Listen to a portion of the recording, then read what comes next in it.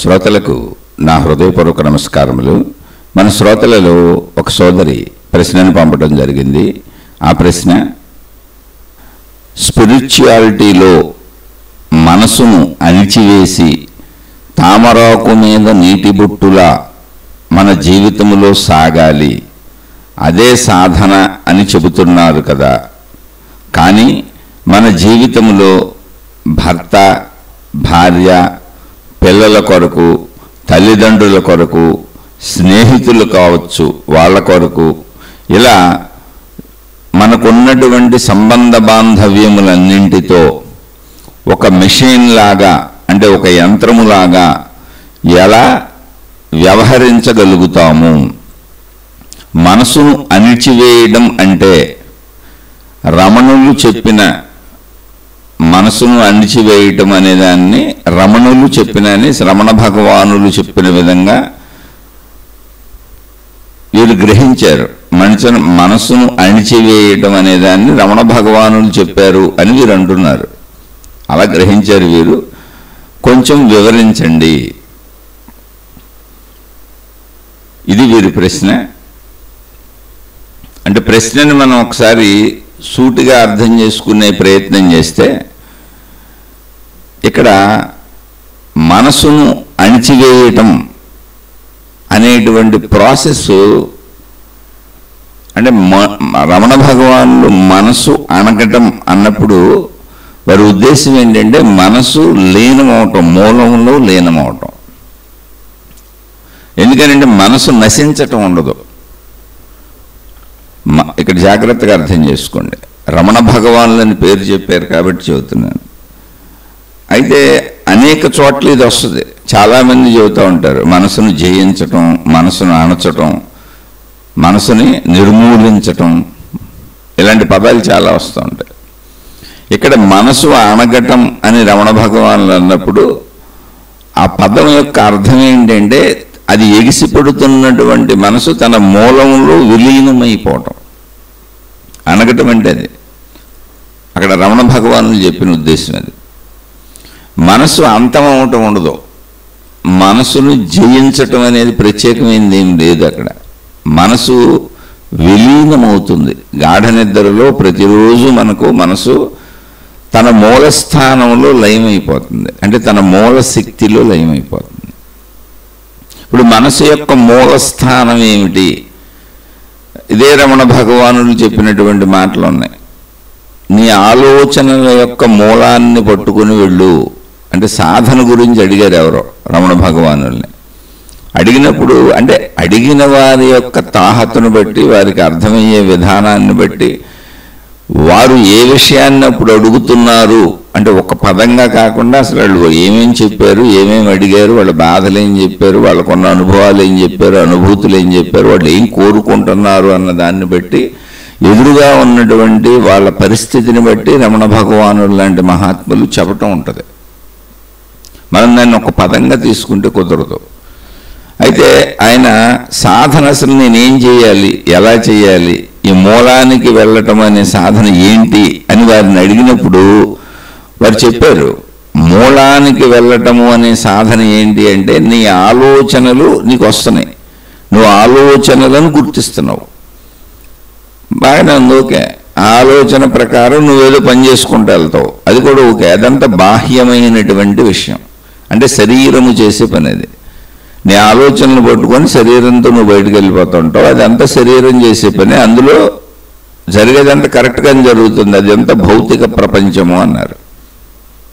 మరి ఆధ్యాత్మిక ప్రపంచంలో సాధన ఏంటి, అంతరంగ సాధన ఏంటి అంటే అక్కడే ఉంది. అది నీకు ఆలోచనలు పుట్టకపోతే, నీకు ఆలోచన కలగకపోతే, ఆలోచనలో భావం నీకు అర్థం కాకపోతే నువ్వు అసలు శరీరాన్ని కదపలేవు.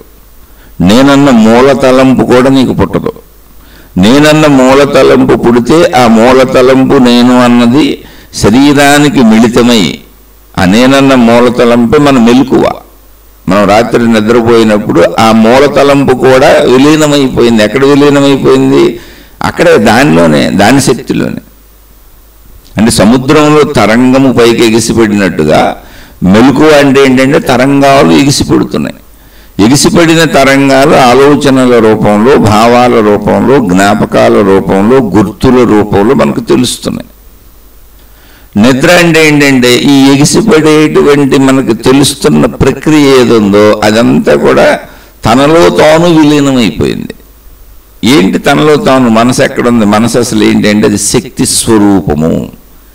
మన శరీరమునకు ఆధారమై శరీరమును నడిపిస్తున్న ప్రాణశక్తి ఏదుందో, మనిషి బ్రతికి ఉన్నాడు, జీవించి ఉన్నాడు అనడానికి ఆధారముగా ఉన్న ప్రాణశక్తి ఏదుందో ఆ శక్తే మనసు. మనసులో విషయాలు మనకు అర్థమవుతున్నప్పుడు, ఆలోచనలుగా, భావాలుగా, జ్ఞాపకాలుగా అనేక విషయాలు మనకు తెలుస్తున్నప్పుడు, అర్థమవుతున్నప్పుడు అది మనసు. అందులో విషయములు మనకు గ్రహింపు లేనప్పుడు అది శక్తి. అందులో ఒక్కొక్క విషయమే మనకి గుర్తొస్తున్నప్పుడు, మనం గ్రహిస్తున్నప్పుడు అది ఆలోచన. అంటే ఒక్కటైతే ఆలోచన, ఒకటైతే జ్ఞాపకము, ఒకటైతే ఆ విషయం భావము. మొత్తం అటువంటి ఆలోచనలు, భావములు, జ్ఞాపకములు మొత్తము కలిపితే వాటి సమూహము మనసు. మనసు అంటే ఆలోచనల సమూహం. అయితే అసలు మనసుకు ఆధారత ఏంటి అంటే ప్రాణశక్తే. మనసు వేరు, ప్రాణశక్తి వేరు కాదు.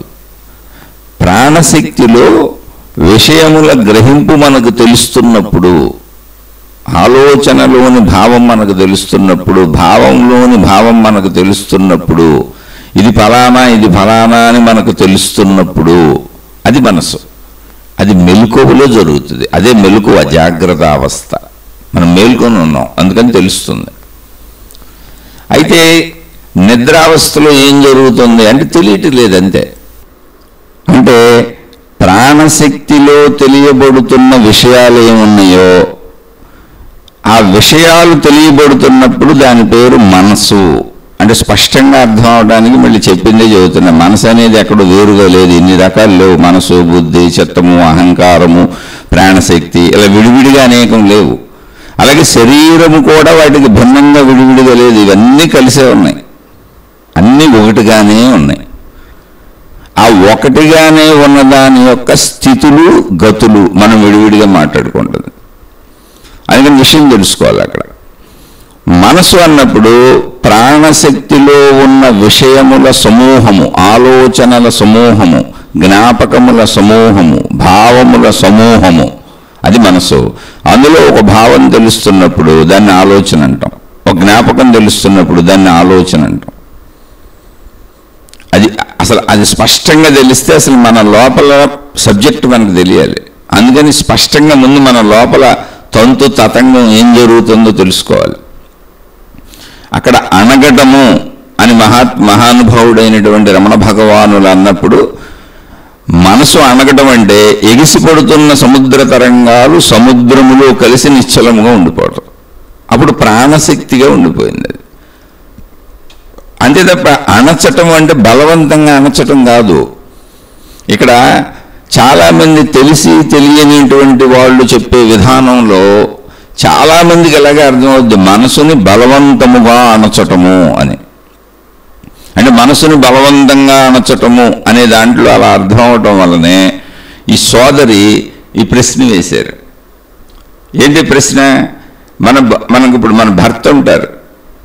అంటే ఈ ప్రశ్న అడిగిన వారు సోదరి, మన భర్త ఉంటాడు, మన అత్తమామలు ఉంటారు, మన తల్లిదండ్రులు ఉంటారు, మనకు సంబంధించిన అనేక మంది ఉంటారు. ఈ అనేక మంది మనకు సంబంధించిన వాళ్ళు మన పిల్లలు, వీళ్ళందరితో అసలు ప్రేమ అనేది లేకుండా, అంటే తామరాకుపై నీటి బొట్టులా మనసును అణిచేసి తామరాకుపై నీటి బొట్టులా ఈ సంబంధ బాంధవ్యాలు, స్నేహితులు కావచ్చు ఎవరైనా, అసలు మనుషులంటేనే ప్రేమానుబంధాల సంబంధ బాంధవ్యాలతో జీవించే జీవులు. శరీర నిర్మాణం అలా ఉంది. అనుబంధాలు, బంధాలు, కుటుంబ వ్యవస్థ ఒక అద్భుతమైనటువంటి కుటుంబ వ్యవస్థ, బంధాల అనుబంధాల వ్యవస్థ, భావోద్వేగాల వ్యవస్థ, ప్రేమల వ్యవస్థ. అది ఉండబట్టే ప్రపంచవ్యాప్తంగా మనందరం ఎంత సంతోషంగా, ఎంత ఆనందంగా, ఎంత సుఖవంతంగా నా భార్య, నా భర్త, నా పిల్లలు, నా తల్లిదండ్రులు, నా అన్నదమ్ములు, నా అక్క చెల్లెళ్ళు, నా స్నేహితులు, నా బంధువులు, నా మిత్రులు, మళ్ళీ అక్కడి నుంచే అయిపోలా నా దేశము, నా ప్రపంచము, మళ్ళీ నా దేశం అని భావన వస్తుంది, నా ఊరు అనే భావన వస్తుంది. అలా అన్నీ నా నా నా నా అంటే ఏంటి, దాన్ని మనలో కలిపేసుకునే భావన. అదొక ప్రేమ భావన, సమైక్యత, ఐక్యత. ఆ ఐక్యతను నాశనం చేసేసుకొని మనసును అణిచేసుకోమని చెప్పలేదు ఎవరో. తామరాకుపై నీటి బొట్టులా ఉండండి అంటే అర్థం ఏంటి అంటే, ఇప్పుడు మనం సహజంగా మన సంబంధ బాంధవ్యాల కోసం ఏం చేస్తూ ఉంటాం అంటే, ఇక్కడ చాలా జాగ్రత్తగా అర్థం చేసుకోవాలి.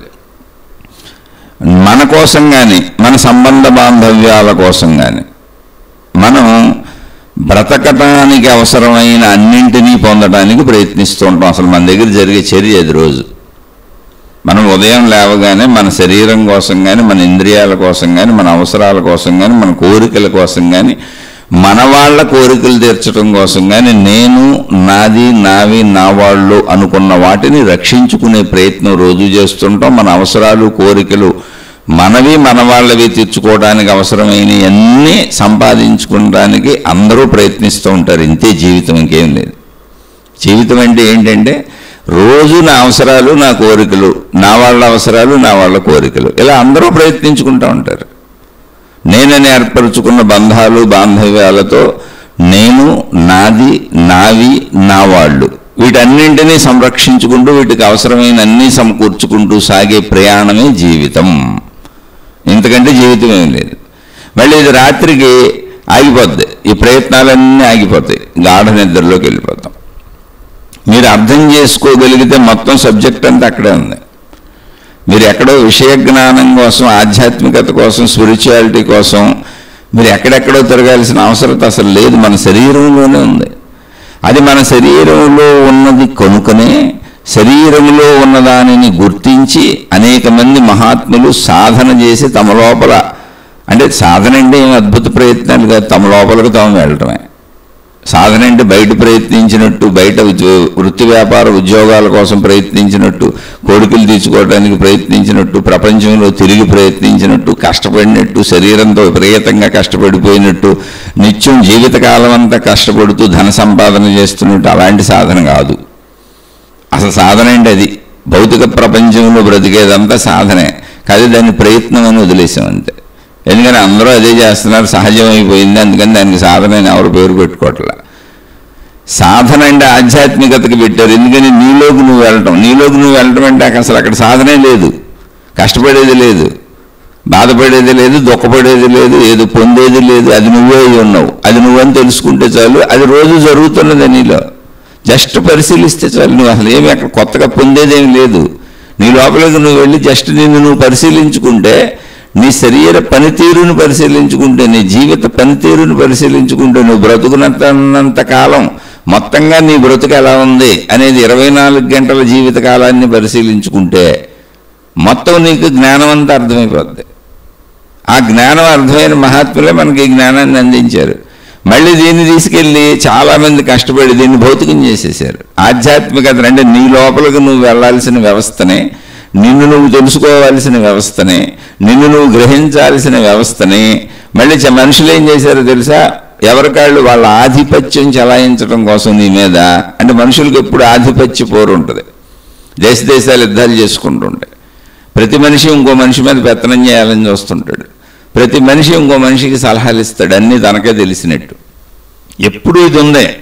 అలా ఇవ్వలేని వాళ్ళు అసూయులకి, ఈర్ష్యలకి లోనవుతూ ఉంటారు. ఏదో ఒక రకంగా నష్టపరుద్దామని ప్రయత్నిస్తూ ఉంటారు. అంటే మనిషికి ఎప్పుడూ కూడా తన సొంత గుర్తింపు, ఎదుటి వాళ్ళ మీద ఆధిపత్యము కోరుకుంటాడు. ఆధిపత్యం అంటే ఏంటి? మాటల రూపంలో అయినా సరే వాళ్ళు నా మాటలు వినాలి, పనుల రూపంలో అయినా సరే వాళ్ళు నాకు పనులు చేసి పెట్టాలి. ఏ చిన్నదైనా ఎదుటివాడు నాకు అనుకూలంగా ఉండాలి అనేది ఆధిపత్య పోరు యొక్క తీరే.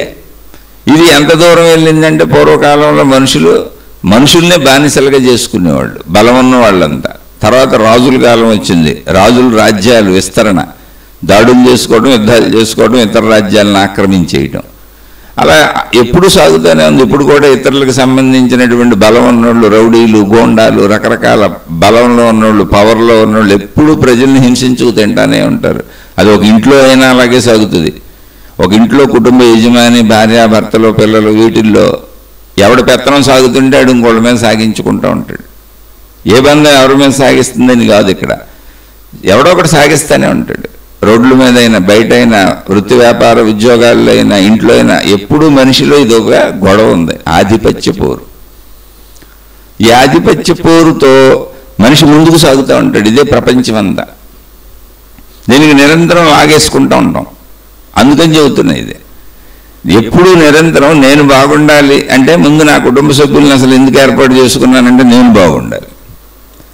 సరే, వీళ్ళ మధ్య మంచి వాళ్ళని కొంచెం మంచి సంస్కారం నేర్చుకొని కొద్దిగా చదువు సంధ్య ఉండి పెద్దోళ్ళు సంస్కారాలు నేర్పితే మధ్యలో ప్రేమాభిమానాలు నిజాయితీగా ఏర్పడతాయి. సరే, ఎంత దారుణంగా బతికిన వాళ్ళకైనా ప్రేమాభిమానాలు ఏర్పడతాయి కలిసి బతుకుతున్నప్పుడు.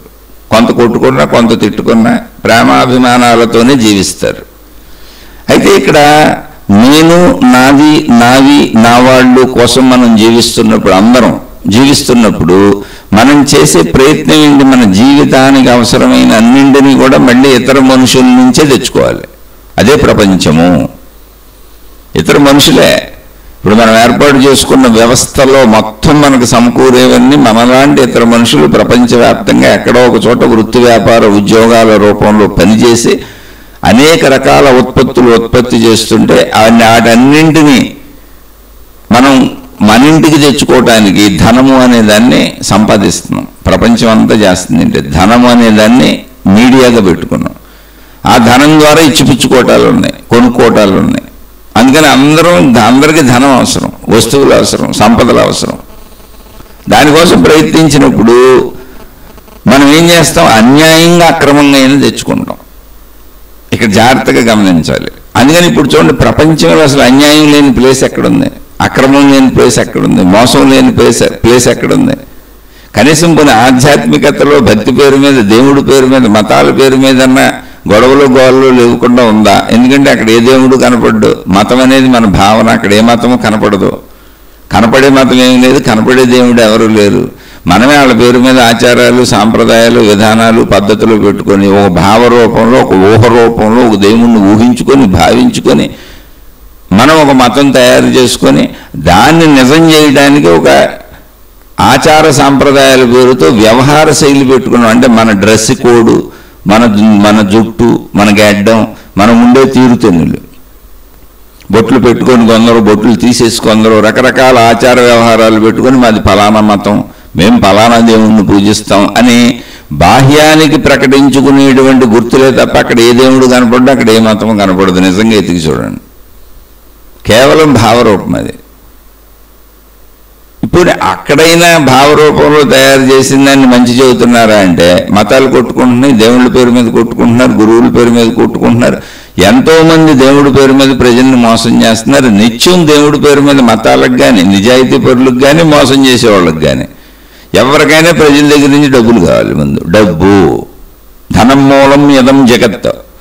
ఈ జగత్తులో బ్రతకడానికి ధనం మూలమే, అందులో తప్పేం లేదు. కానీ ఆధ్యాత్మికతకు కూడా ధనం మూలం అయిపోయింది. భక్తి పేరుతో ధనం మూలం అయిపోయింది, దేవుడి పేరుతో ధనం మూలం అయిపోయింది. అన్ని మొత్తం మతానికి ధనం అవసరం అయిపోయింది. ఎందుకంటే మత ప్రచారాలు జరగాలి, మత కట్టడాలు కట్టాలి, మత ప్రార్థనాలయాలు కట్టాలి, ఆ మత గురువులు బతకాలి, వాళ్ళు ఇప్పుడు విమానాల్లో జరగాలి, ప్రపంచం అంతా పర్యటించాలి, అందరినీ వాళ్ళ మతాల్లోకి లాగేసుకోవాలి, పెద్ద పెద్ద కట్టడాలు కట్టాలి. ఎంత పెద్దవి కడితే అంత గొప్పది. దీని అన్నింటికీ డబ్బులు కావాలి.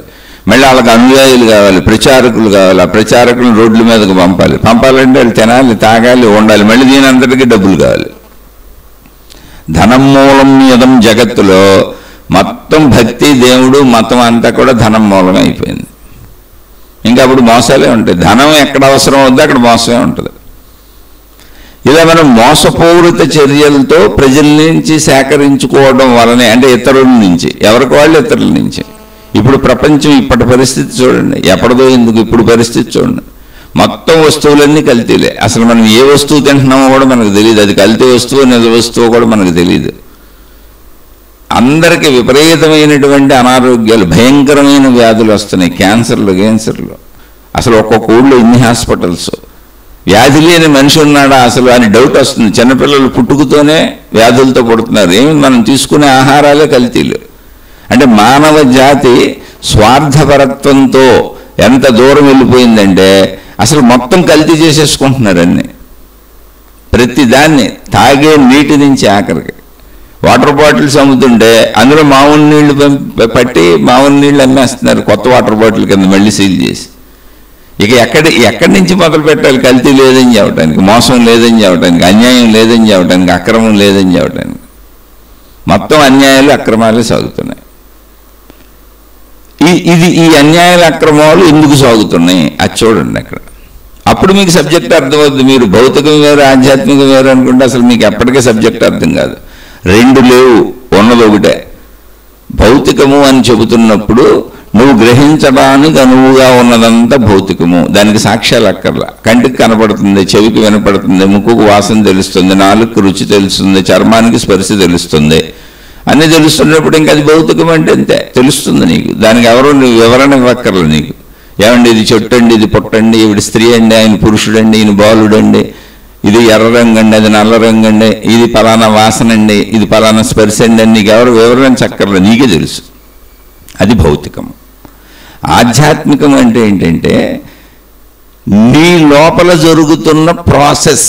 ఈ భౌతికానికి ఆధారంగా అసలు భౌతికం ఉండటానికి కారణం ఏంటి? ఇప్పుడు నీ శరీరం, నా శరీరం, మనందరి శరీరాలు ఉండటానికి కారణం ఏంటి? అవి పనిచేయడానికి కారణం ఏంటి? అంటే కదలటానికి కారణం ఏంటి? కోరుకోవడానికి కారణం ఏంటి? ఆకలి పుట్టడానికి కారణం ఏంటి? అవసరాల కోసం ప్రయత్నించడానికి కారణం ఏంటి? అసలు ఈ బంధాలు, బంధుత్వాలు, బాంధవ్యాలు అనేవి ఏర్పడటానికి, అసలు వాటిలో మధ్యలో నిలబడి అవన్నీ నిర్వహించుకుంటూ సాగడానికి కారణం ఏంటి?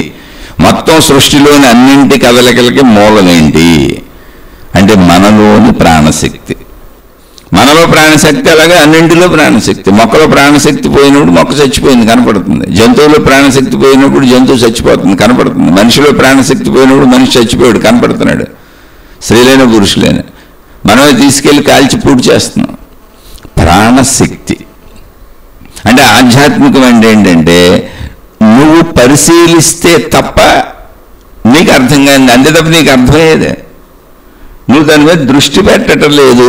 అంటే కంటికి ఎదురుగా ఏదో ఒక వస్తువు కనపడుతూనే ఉంటుంది. కన్ను తెరిచి ఉందంటే నువ్వు కావాలని చూసినా చూడకపోయినా కన్ను తెరిచి ఉంటే వస్తువు కనపడుతూ ఉంటుంది. నువ్వు వినాలనుకున్నా అనుకోకపోయినా ఏదో ఒక శబ్దం అక్కడ మోగిందంటే నీకు వినపడతానే ఉంటుంది చెవులకి. నువ్వు వాసన పీల్చాలి పీల్చకూడదని అనుకున్నా అనుకోకపోయినా వాసన నీకు వచ్చేస్తుంది. అక్కడ వాసనలో వ్యవహారం జరుగుతుందంటే వాసన వస్తుంది దాని అంతటదే. అలాగే ఏదో ఒక స్పర్శ నిరంతరం నీకు తగులుతూనే ఉంటుంది. నువ్వు ప్రయత్నించి కావాలని కొన్ని స్పర్శలు నువ్వు తెచ్చుకుంటావు, లేకపోతే నీకు స్పర్శలు తెలుస్తూనే ఉంటాయి. అలా శబ్ద, స్పర్శ, రూప, రస, గంధములు. రస అంటే రుచులు. నువ్వు ఏదో ఒకటి ప్రయత్నించినప్పుడు రుచి అనేది మనం ఆహార పదార్థం తెచ్చుకొని లోట్లు వేసుకొని మనం నవలాలి కాబట్టి అది ప్రయత్నించినప్పుడే రుచులు తెలుస్తాయి. మిగిలినవన్నీ నీకు మామూలుగా తెలుస్తూనే ఉంటాయి. అందులో నువ్వు ఎన్నుకుంటావు కొన్నిటిని. అది ఒక సహజ స్థితి. అయితే ఈ సహజ స్థితి నడవడానికి ఆధారమైంది ఏంటి? లోపల ఉన్న ప్రాణశక్తి. ప్రాణశక్తి లేకపోతే అవయవాలన్నీ అలాగే ఉన్నాయి, శరీరం అంతా అలాగే ఉంది. నేనని మనం భావించుకుంటున్న శరీరం మొత్తం అక్కడే ఉంది, అలాగే ఉంది. నువ్వు ఇప్పుడు ప్రాణశక్తి లేని శరీరం విషయాలను గ్రహించగలదా అంటే జగం ఎరిగిన సత్యం గ్రహించలేదు. మనిషి చచ్చిపోయాడు, స్త్రీ అయితే చచ్చిపోయింది. ఇప్పుడు ఏం చేయాలి? చేయటం ఏంటండి? కాల్ చేయటమే. ఎవరు మళ్ళీ అక్కడ మతాలు పెట్టుకున్నారు. అబ్బాయి మీరు కాల్చారు కదా మేము పూడుస్తామన్నారు. మళ్ళీ ఎవరు మతాలు ఏర్పాటు చేసుకున్నారు. ఏం లేదు ఇందులో. ఇక్కడ మళ్ళీ గందరగోళం. కాల్ చేసేవాళ్ళ ఉద్దేశం ఏంటంటే ఏం లేదు. ఎందుకు కాలుస్తున్నారు, ఎందుకు పూడుస్తున్నారు అన్నప్పుడు కాల్ చేసేవాళ్ళ ఉద్దేశం ఏంటంటే కాల్ చేస్తే అంటే సైంటిఫిక్ రీజనింగ్లో మామూలుగా, మిగిలిన ఉద్దేశాలు నాకు తెలియదు. అనేక ఉద్దేశాలు పెట్టుకోవచ్చు, ఉద్దేశాలు కోట్లు ఏర్పరచుకోవచ్చు. అయ్యేమన్నా భావాలేగా. అన్న మతాలు, ఆచార సాంప్రదాయాలని విధానాలు చెబుతారు.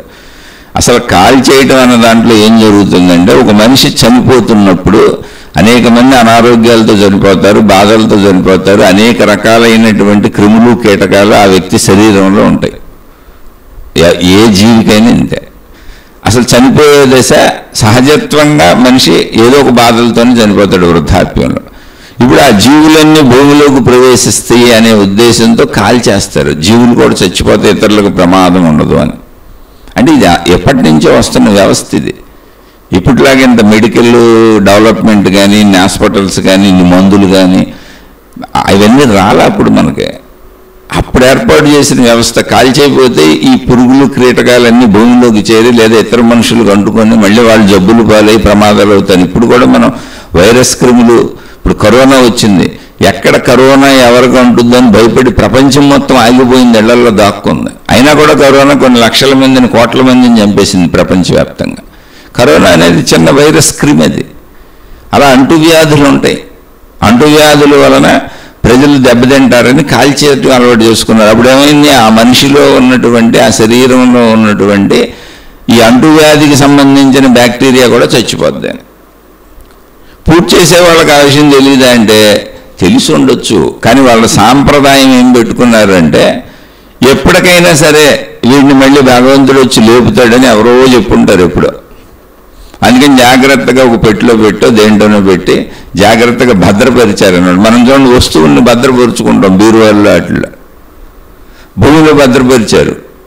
ఎవరో ఆ ముందు తరాల్లో, ముందు ఆలోచనలో ఎప్పుడో భగవంతుడు లేస్తాడనో ఏదో చెప్పుంటారు. లేదా వీళ్ళు ఇలా ఆచారం పెట్టుకున్నారు కాబట్టి వీళ్ళకి వ్యతిరేక ఆచారం మనం ఇంకోటి పెట్టుకోవాలని ఇంకోళ్ళు అనుకుంటూ ఉంటారు. చాలా చిత్రంగా ఉంటుంది. అంటే మీరు ఇక్కడ మతాలు చూడబాకండి, ఎవరి గురించి చదువుతున్నానని చూడబాకండి. అసలు నాకు ఏ మతము సమ్మతం కాదు, మానవత్వం సమ్మతం. మనం అందరం మానవ జాతి. మతం గుర్తుపెట్టుకోండి, మతం అంత ప్రమాదకరమైన మత్తు కోట్లేదు. ఎందుకనంటే మతం మనం ఎంపిక చేసుకున్నది కాదు, అదే ప్రమాదం. ఇక్కడ మనం ఎంపిక చేసుకోవాలి. ఇప్పుడు రైతు బజార్కి వెళ్ళాం అనుకోండి, ఏముంటే అక్కడ ఉన్నాయన్నీ కొనేసుకుందాం, మనం వాళ్ళు అమ్మినవన్నీ కొనేసుకుందా. మనకు నచ్చినటువంటి కూరగాయల్ని మనం మళ్ళీ ఏరుకొని వాటిలో మంచి వాటిని కొనుక్కుంటాం. అలాగే ఒక కిరాణా షాప్కి వెళ్ళాం, ఒక సూపర్ మార్కెట్కి వెళ్ళాం, వందల వేలు వస్తువులు ఉంటాయి అక్కడ. అందులో మనకు అవసరమైన వాటిని, అందులో మళ్ళీ మేలు రకమైన వాటిని, చక్కగా మనకు నచ్చిన వాటిని కొనుక్కుంటాం మనం. ఆ విషయం గ్రహించాలి ఇప్పుడు. అలాగే దేవుడు కూడా మన వివేకంతో చూసుకోవాలి, మన అవసరత తీర్చుకోవటానికి. ఇప్పుడు మనం కిరాణా షాప్కి వెళ్ళినా, రైతు బజార్కి వెళ్ళినా, ప్రపంచంలో వృత్తి వ్యాపార ఉద్యోగాలు చేస్తున్నా, అసలు ఏ పని చేస్తున్నా, ఏ ప్రయత్నం చేస్తున్నా, నేను, నాది, నావి, నా వాళ్ళు అనేవన్నీ బాగుండటానికి, మన అవసరాలు తీరటానికి, మనం బ్రతకటానికి. అదే జీవితం, ఇంకేం లేదు జీవితం. అసలు నిరంతరం మనకు అవసరాలు ఉన్నాయి. బతికున్నంతకాలం తినాలి, తాగాలి, శరీరాన్ని రక్షించుకోవాలి, కాపాడుకోవాలి, దానికి అవసరమైన చర్యలన్నీ తీసుకోవాలి. అలాగే ఇంద్రియ కోరికలు ఉన్నాయి, ఆ కోరికలు తీర్చుకోవాలి. అంటే కుటుంబ వ్యవస్థలోకి వెళ్ళాలి. ఓ ధర్మాలు మనమే మానవ ధర్మాలు పెట్టుకున్నాం. ఆ కుటుంబ వ్యవస్థలో మళ్ళీ పిల్లలు పుడతారు, మన తల్లిదండ్రులు ఉన్నారు, భార్యాభర్తలు, జీవిత భాగస్వాములు వస్తారు. అక్కడి నుంచి ఆ కుటుంబ వ్యవస్థని చక్కగా సంరక్షించుకోవాలి. అంతే జీవితం, ఇంకేం లేదు జీవితం. అంటే ఒక్క మాటలో చెప్పాలంటే జీవితం మొత్తం ధన సంపాదన, ఆ సంపాదించిన దాన్ని అనుభవించటం, అంతే సింపుల్. అది నిరంతర ప్రయత్నం. అదే చేసి అలిసిపోయి రాత్రికి నిద్రపోతాం, మళ్ళీ పొద్దున్నే లేసి పరుగు దాన్నే మొదలు పెడతాం. ఓకే, అదంతా కరెక్టే, అందులో తప్పేం లేదు. అలా జీవించాలి కూడా మన అందరం. కానీ మనం అలా జీవిస్తున్నప్పుడు మన జీవన విధానం ఎలా ఉన్నది అంటే ఇతరులను బాధించేలా ఉన్నదా, అది గుర్తించాలి. మీకు ఈ విషయం తెలియకపోతే మీకు ఎప్పటికీ ఆధ్యాత్మికత తెలియదు. ఇతరులను బాధించేలా అంటే ఇంట్లో మన కుటుంబ సభ్యులైనా బయట వాళ్ళైనా, అది చిన్న మాటతో అయినా సరే. మీరేం పెద్ద పెద్ద ఘోరాలు నేరాలు చేయక్కర్లేదు, చిన్న మాటతో ఎదుటి వాళ్ళు నీకు అనుకూలంగా ఉండలేదని నేను ఒక మాట అన్నావు అంటే ఆధిపత్య పోరు.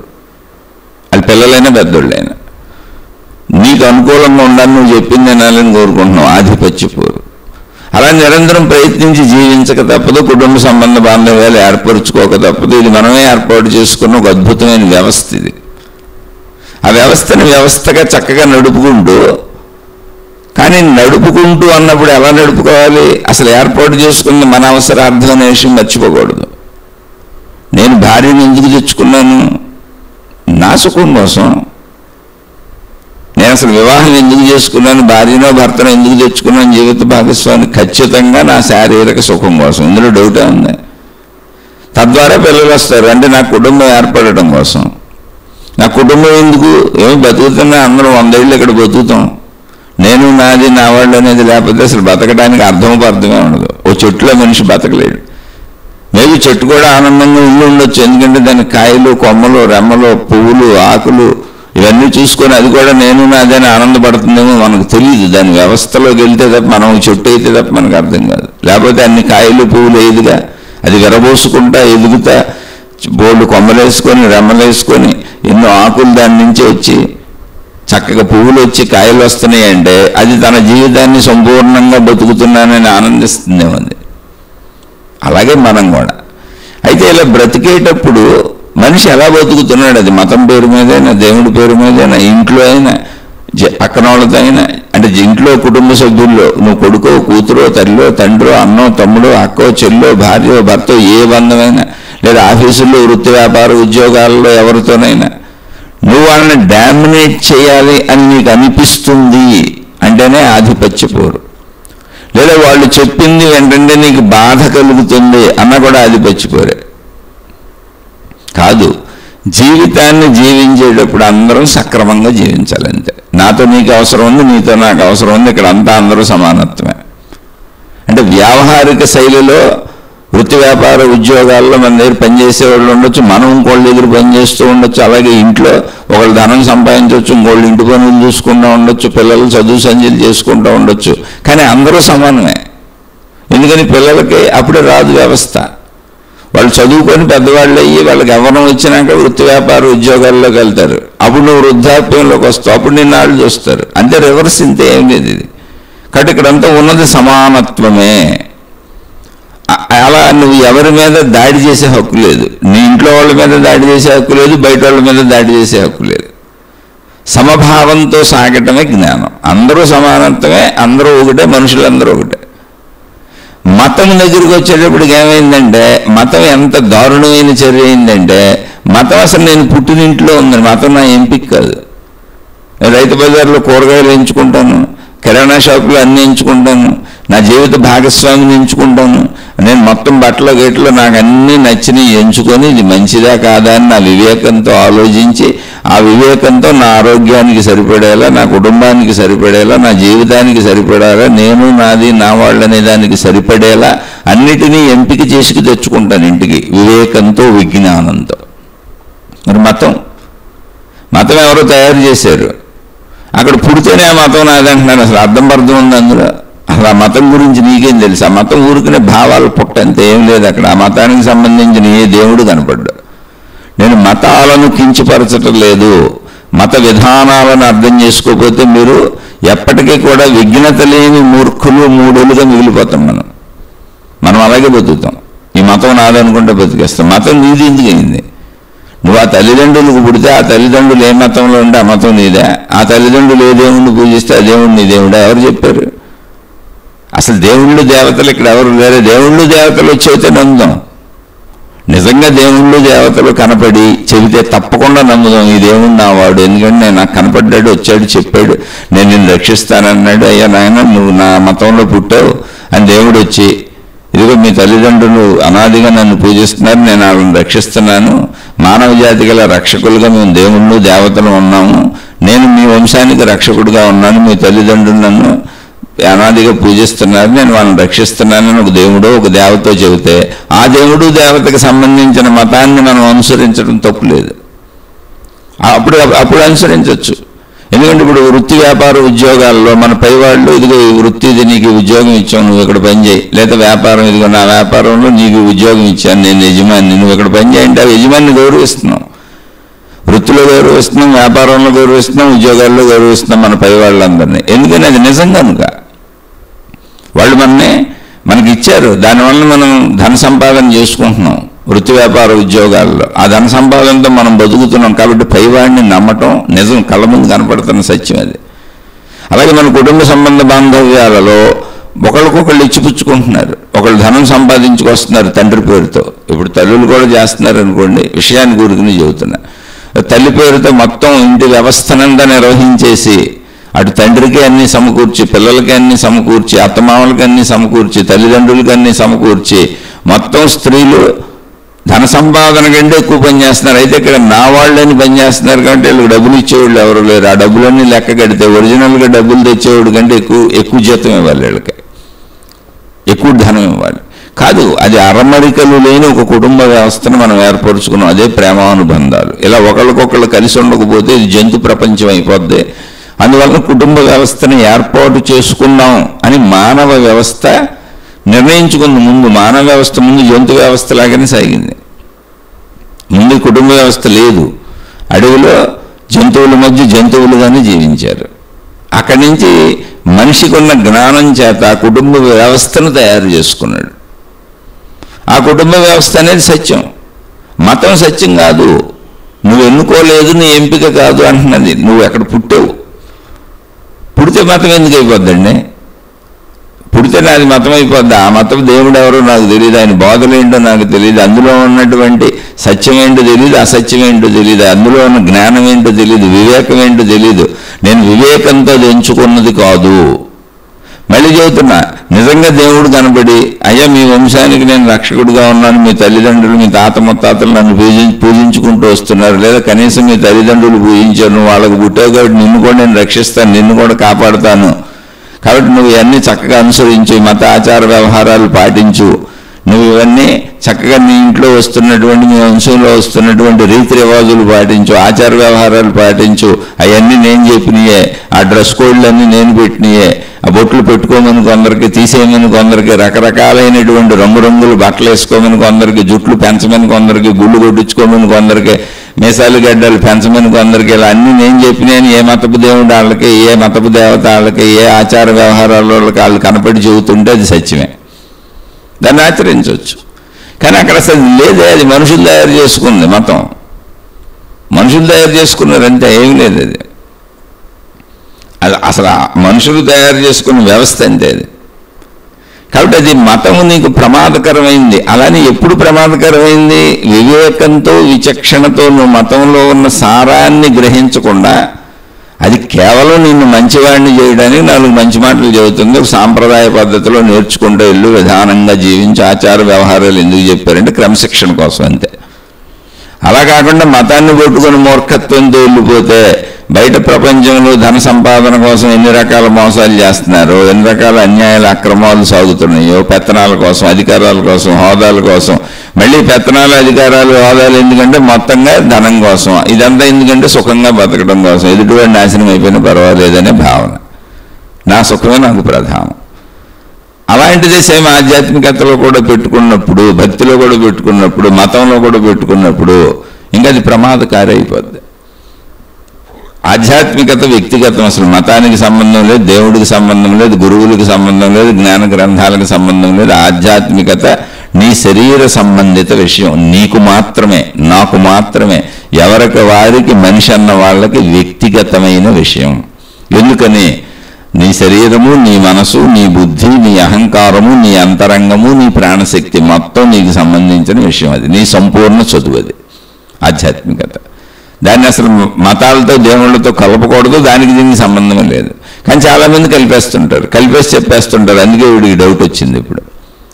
అలా కలిపేసి చెప్పేసిన చోట ఎవరు దాన్ని ఎలా వ్యాఖ్యానిస్తున్నారో సరిగా అర్థం చేసుకోకపోవడం వల్ల వచ్చిన ప్రాబ్లం అది. మీరు జాగ్రత్తగా గమనిస్తే వీడేం చెప్పారు, మన సోదరి, రమణులు అనేటువంటి పదం వాడారు. మనసును అణచటం, అందులో బ్రాకెట్లో రమణులు అని పెట్టారు. రమణులు కాదు, ఇంకా అనేక గ్రంథాల్లో ఉంటుంది, అనేక మహాత్ములు చెప్పారు. నేను ఇందులో సాగుతున్న 35 ఏళ్ల నుంచి అది వింటూనే ఉన్నాను. తామరాకుపై నీటి బొట్టులా ఉండండి, మనసును అణిచివేయండి, మనసును నిగ్రహించండి, మనసును జయించండి, మనసును నిర్మూలించండి అని మనసును పెద్ద దోషిగా నిలబెడతారు ఆధ్యాత్మిక మార్గంలో. ఇంకా శరీరాన్ని కూడా చీము నెత్తుడు శరీరం, పనికిరాని శరీరం, తుచ్చమైన శరీరం, అసలు ఈ బంధాలు బాంధవ్యాలు తుచ్చమైనవి, అసలు ఈ మొగుడు పెళ్ళాల కాపురం మహా తుచ్చమైంది, అసలు ఈ శారీరక సంబంధం అంత తుచ్చమైందే లేదు, దీన్ని వదిలిపెట్టి చక్కగా సన్యాసంలోకి వెళ్ళిపోండి, మీరు మోక్షాన్ని పొందేస్తారని ఇంచుమించుగా అందరూ చెబుతారు. మహాపాపం మహానుభావులంతా. వీళ్ళందరూ కాపురాలు చేసుకుపోతే మీరు వాళ్ళకేం లాభం వచ్చిందో నాకు తెలియదు. సృష్టి ఎందుకు పెట్టింది, ఇంత అద్భుతమైన శరీరాన్ని ఎందుకు తయారు చేసింది, ఈ విధానాలను ఎందుకు పెట్టింది, సృష్టిని ఇలాగే ఎందుకు ముందుకు నడుపుతుందన్న కనీస ఇంగిత జ్ఞానాన్ని సృష్టిపరంగా ఆలోచిస్తే అర్థమైపోద్ది మనకు. ఉన్నది ఉన్నట్టుగా ఆలోచిద్దాం. ఊహలు ఎందుకు, భావాలు ఎందుకు? మతాలన్నీ ఊహలు భావాలు, మార్గాలన్నీ ఊహలు భావాలు, దేవుళ్ళు దేవతలన్నీ ఊహలు భావాలు, అవన్నీ మనుషులే తయారు చేశారు. ఇప్పటికీ కొత్త కొత్త గురువులు వచ్చి కొత్త కొత్త తయారు చేస్తున్నారు. ఏమి లేదు, వాళ్ళ ఊహలు భావాలు ఈ ప్రజల మీద రుద్దేస్తున్నారు. దానికి మహిమలు మాయలు మతాలు దేవుళ్ళని అడ్డం పెట్టుకుంటున్నారు. ఏ దేవుడు నిన్న అసలు కుటుంబ జీవితం జీవించొద్దని, శరీరపర జీవితం జీవించొద్దని ఏ దేవుడు ఎక్కడ ఎప్పుడు చెప్పలేదు. మీరు గమనించి చూస్తే దేవుళ్ళకి భార్యలు ఉన్నారు, దేవుళ్ళకి పిల్లలు ఉన్నారు, దేవుళ్ళకి చరిత్రలు ఉన్నాయి. దేవుళ్ళుగా ఆరాధిస్తుంటే వాళ్ళు మనుషులుగా పడినటువంటి కష్టాలు ఎన్నో అనేక గ్రంథాలు రాశారు. దేవుళ్ళకే భార్యల్ని భర్తల్ని ఎందుకు పెట్టారు అంటే, నాయన ఇక్కడ జరుగుతున్న వ్యవస్థ కరెక్టే, అందులో దేవుళ్ళు ధర్మంగా ఉన్నారు, నువ్వు కూడా ధర్మంగా ఉండని చెప్పడానికి అంతే. జస్ట్ నీకు అది ఒక బోధ, ఒక సత్యతను అందించారు నీకు. కానీ యాక్చువల్గా వాళ్ళు దేవుడు అంటుంది, వాళ్ళు దేవత అంటుంది, ఆ బోధన నీకు చెబుతుంది. నీకు శక్తి అంటే అర్థం కావట్లేదు, నీలోనే ఉన్న ప్రాణశక్తి అంటే నీకు అర్థం కావట్లేదు. నీకు నీ శరీరం తెలుస్తుంది, ఎదురుగా చెట్టు పుట్ట గుట్ట సముద్రాలు నదులు ఇవన్నీ తెలుస్తున్నాయి, వస్తువులు తెలుస్తున్నాయి, పదార్థాలు తెలుస్తున్నాయి, విషయాలు తెలుస్తున్నాయి, దృశ్యాలు తెలుస్తున్నాయి, వాసనలు తెలుస్తున్నాయి, రుచులు తెలుస్తున్నాయి. శక్తి అంటే తెలియట్లేదు. ఎందుకనంటే శక్తి ఇలా లేదు, వీటన్నిటికీ ఆధారంగా ఉంది. శబ్దస్పర్శ రూపరసగంధములకు అందేలా శక్తి లేదు, కానీ శబ్దస్పర్శ రూపరసగంధములన్నిటికీ ఆధారంగా శక్తి ఉంది. ఆధారంగా ఉన్నదాన్ని అర్థం చేసుకోలేకపోవడం వలన, శక్తిని నువ్వు గ్రహించలేకపోవడం వలన, నిన్ను శక్తిని గ్రహించే స్థాయికి ఎదిగించడానికి నీ బాల్యం నుంచి, అంటే జ్ఞాన బాల్యం నుంచి, చిన్న వయసుని కాదు, జ్ఞానం తెలియని వాళ్ళు ఎంత వయసు ఉన్నా చిన్నోళ్ళే, జ్ఞాన బాల్యం నుంచి నిన్ను ఎదిగిస్తూ జ్ఞాన వృద్ధుల్ని చేయడానికి చేయబడిన ఏర్పాటు దేవుడు దేవత వ్యవస్థ. దాన్ని ఎవరికి వాళ్ళు మతాలు ఆచారాలు సాంప్రదాయాలు విధానాలు పెట్టుకున్నారు, సమూహాలు ఏర్పరుచుకున్నారు. మాకు ఇది నచ్చింది, మేము ఇటు వెళ్తున్నాం, తప్పే ఉంది. ఇప్పుడు బట్టల కొట్టులో 100 బట్టలు ఉన్నాయి, 1000 రకాల చీరలు ఉన్నాయి, 1000 రకాల బట్టలు ఉన్నాయి. ఎవరికి నచ్చింది వాళ్ళు కొనుక్కెళ్తారు, తప్పే ఉంది. సూపర్ మార్కెట్లో 1000 రకాల వస్తువులు ఉన్నాయి, ఎవరికి నచ్చినవి ఎవరికి అవసరమైన వాళ్ళు కొనుక్కెళ్తారు. ఓ చెప్పుల షాపులో 1000 రకాల చెప్పులు ఉన్నాయి, 1000 రకాల బూట్లు ఉన్నాయి, ఎవరికి నచ్చిన వాళ్ళు కొనుక్కెళ్తారు, ఎవరికి అవసరమైన వాళ్ళు కొనుక్కెళ్తారు. ప్రపంచంలో అన్ని వేల లక్షల కోట్లు ఉన్నాయి. నీ ప్రయత్నంతో నీకు నచ్చినవి నువ్వు ప్రయత్నించుకుంటున్నావు, సాధించుకుంటున్నావు, తెచ్చుకుంటున్నావు, వాడుకుంటున్నావు, అనుభవించుకుంటున్నావు. అలాగే నీకు నచ్చిన దేవుడితో వెళ్ళు, నీకు నచ్చిన మతంతో వెళ్ళు, నీకు నచ్చిన మార్గంతో వెళ్ళు, నీకు నచ్చిన గురువుతో వెళ్ళు, నీకు నచ్చిన గ్రంథంతో వెళ్ళు. కానీ అవన్నీ ఎందుకు? అవి నిజాలు కాదు, నువ్వు శక్తివని నీకు తెలియజేయడానికి ఏర్పాటు చేయబడిన మాధ్యమిక వ్యవస్థలు. అవి నిజాలైతే దేవుళ్ళే మాట్లాడతారు నీతో వచ్చి. మళ్ళీ ఆ దేవుళ్ళకి పవిత్రతలు పెట్టి కొంతమంది చెవులోనే గుసగుసలాడతారు. ఆ దేవుళ్ళకి మేమే ప్రతినిధులు, మా చెవిలో దేవుడు గుసగుసలాడుతున్నాడు. పోన్లే, మీ చెవిలోనే గుసగుసలాడుతున్నాడు, ఒకసారి మీ పక్కన దేవుడిని చూపించండి. పోనీ మీ చెవిలో వచ్చి గుసగుసలాడుతున్న దేవుణ్ణి మీ చెవిలో గుసగుసలాడుతున్నట్టు ఒకసారి చూపించండి, చాలా నమ్ముతాం. అంటే అవి ఉండవండి, మీకు ఎక్కడ ఏ దేవుళ్ళు కనపడరు, ఏ దేవతలు కనపడరు. ఈ మత పెద్దలు, ఈ మార్గ పెద్దలు, ఈ దైవ దూతలు, అంటే దేవుడు తరపున దూతలుగా వచ్చి దేవుడు ఉన్నాడని మన చెప్పి నడిపిస్తున్న వాళ్ళు ఉన్నారే, వాళ్ళే మొత్తాన్ని తయారు చేసేస్తూ ఉంటారు. అదే సాహిత్యం బోల్డ్ వచ్చింది. అయితే అది తప్ప అంటే కాదు. ఎప్పుడు తప్పు కాదంటే, నీలో ఉన్న ప్రాణశక్తిని, మొత్తం అన్నిటిలో ఉన్న ప్రాణశక్తిని, సృష్టి మొత్తం ఆత్మశక్తిగా వ్యాపించి ఉన్న ప్రాణశక్తిని, ప్రాణశక్తి అంటే ఒక జీవిలో ఒక ప్రాణిలో ఉంటే ప్రాణశక్తి, అదే శక్తి సృష్టి మొత్తం ఉన్నది అన్నప్పుడు ఆత్మశక్తి. నీలో ఉన్న ప్రాణశక్తిని నీకు తెలియజెబుతూ, నీ లోపలికి నిన్ను తీసుకెళ్తూ, నీ మనసుని, నీ బుద్ధిని, నీ అంతరంగాన్ని, నీ అహంకారాన్ని సమస్తంగా నిన్ను నీకు చూపిస్తూ, నిన్ను మంచివాడిగా మంచిదానిగా మారుస్తూ, నిన్ను బాల్య దశ నుంచి, అంటే నీకు అర్థం కానటువంటి జ్ఞాన బాల్య దశ నుంచి జ్ఞాన వృద్ధాప్య దశ వరకు, అంటే పండుగ మారిపోయి సమస్తము అర్థమై జ్ఞానోదయం అయిపోయిందనే దశ వరకు నిన్ను నడిపిస్తే ఇవన్నీ కరెక్టే, ఈ మార్గాలన్నీ కరెక్టే. అలా నడిపించకుండా నిన్ను ఇందులోనే ఇరికింపజేసి, పంజరంలో పెట్టిన పక్షిలాగా నిన్ను అందులో ఉంచేసి, నిన్నాళ్ళు వాడేసుకుంటూ, నీ డబ్బులు తీసుకుంటూ, నీ సేవలు తీసుకుంటూ, నిన్నాళ్ళకి అనుచరగణంగా, ఒక రాజకీయ నాయకులకు అనుచరులు ఉంటారు, వీళ్ళందరూ వాళ్ళు వెనక తిరిగి జైలు కొడతా ఉంటారు. అలాగే ఒక సినిమా సెలబ్రిటీస్కి, సినిమా యాక్టర్లకి అభిమానులు ఉంటారు. వీళ్ళైతే ఏకంగా అక్కడ సినిమా యాక్టర్లు అందరూ బాగానే ఉంటారు, హీరోలు హీరోయిన్లు అందరూ చక్కగా ఉంటారు, వాళ్ళందరూ స్నేహాలు చేసుకుంటూ ఉంటారు, ఒకరితో ఒకళ్ళు మంచిగా ఉంటారు. ఎందుకంటే వాళ్ళ ఉపాధి అది, వాళ్ళ వృత్తి అది, ఉపాధి అది. వీళ్ళు కొట్టుకు చేస్తుంటారు ఇక్కడ ఈ అభిమానులు.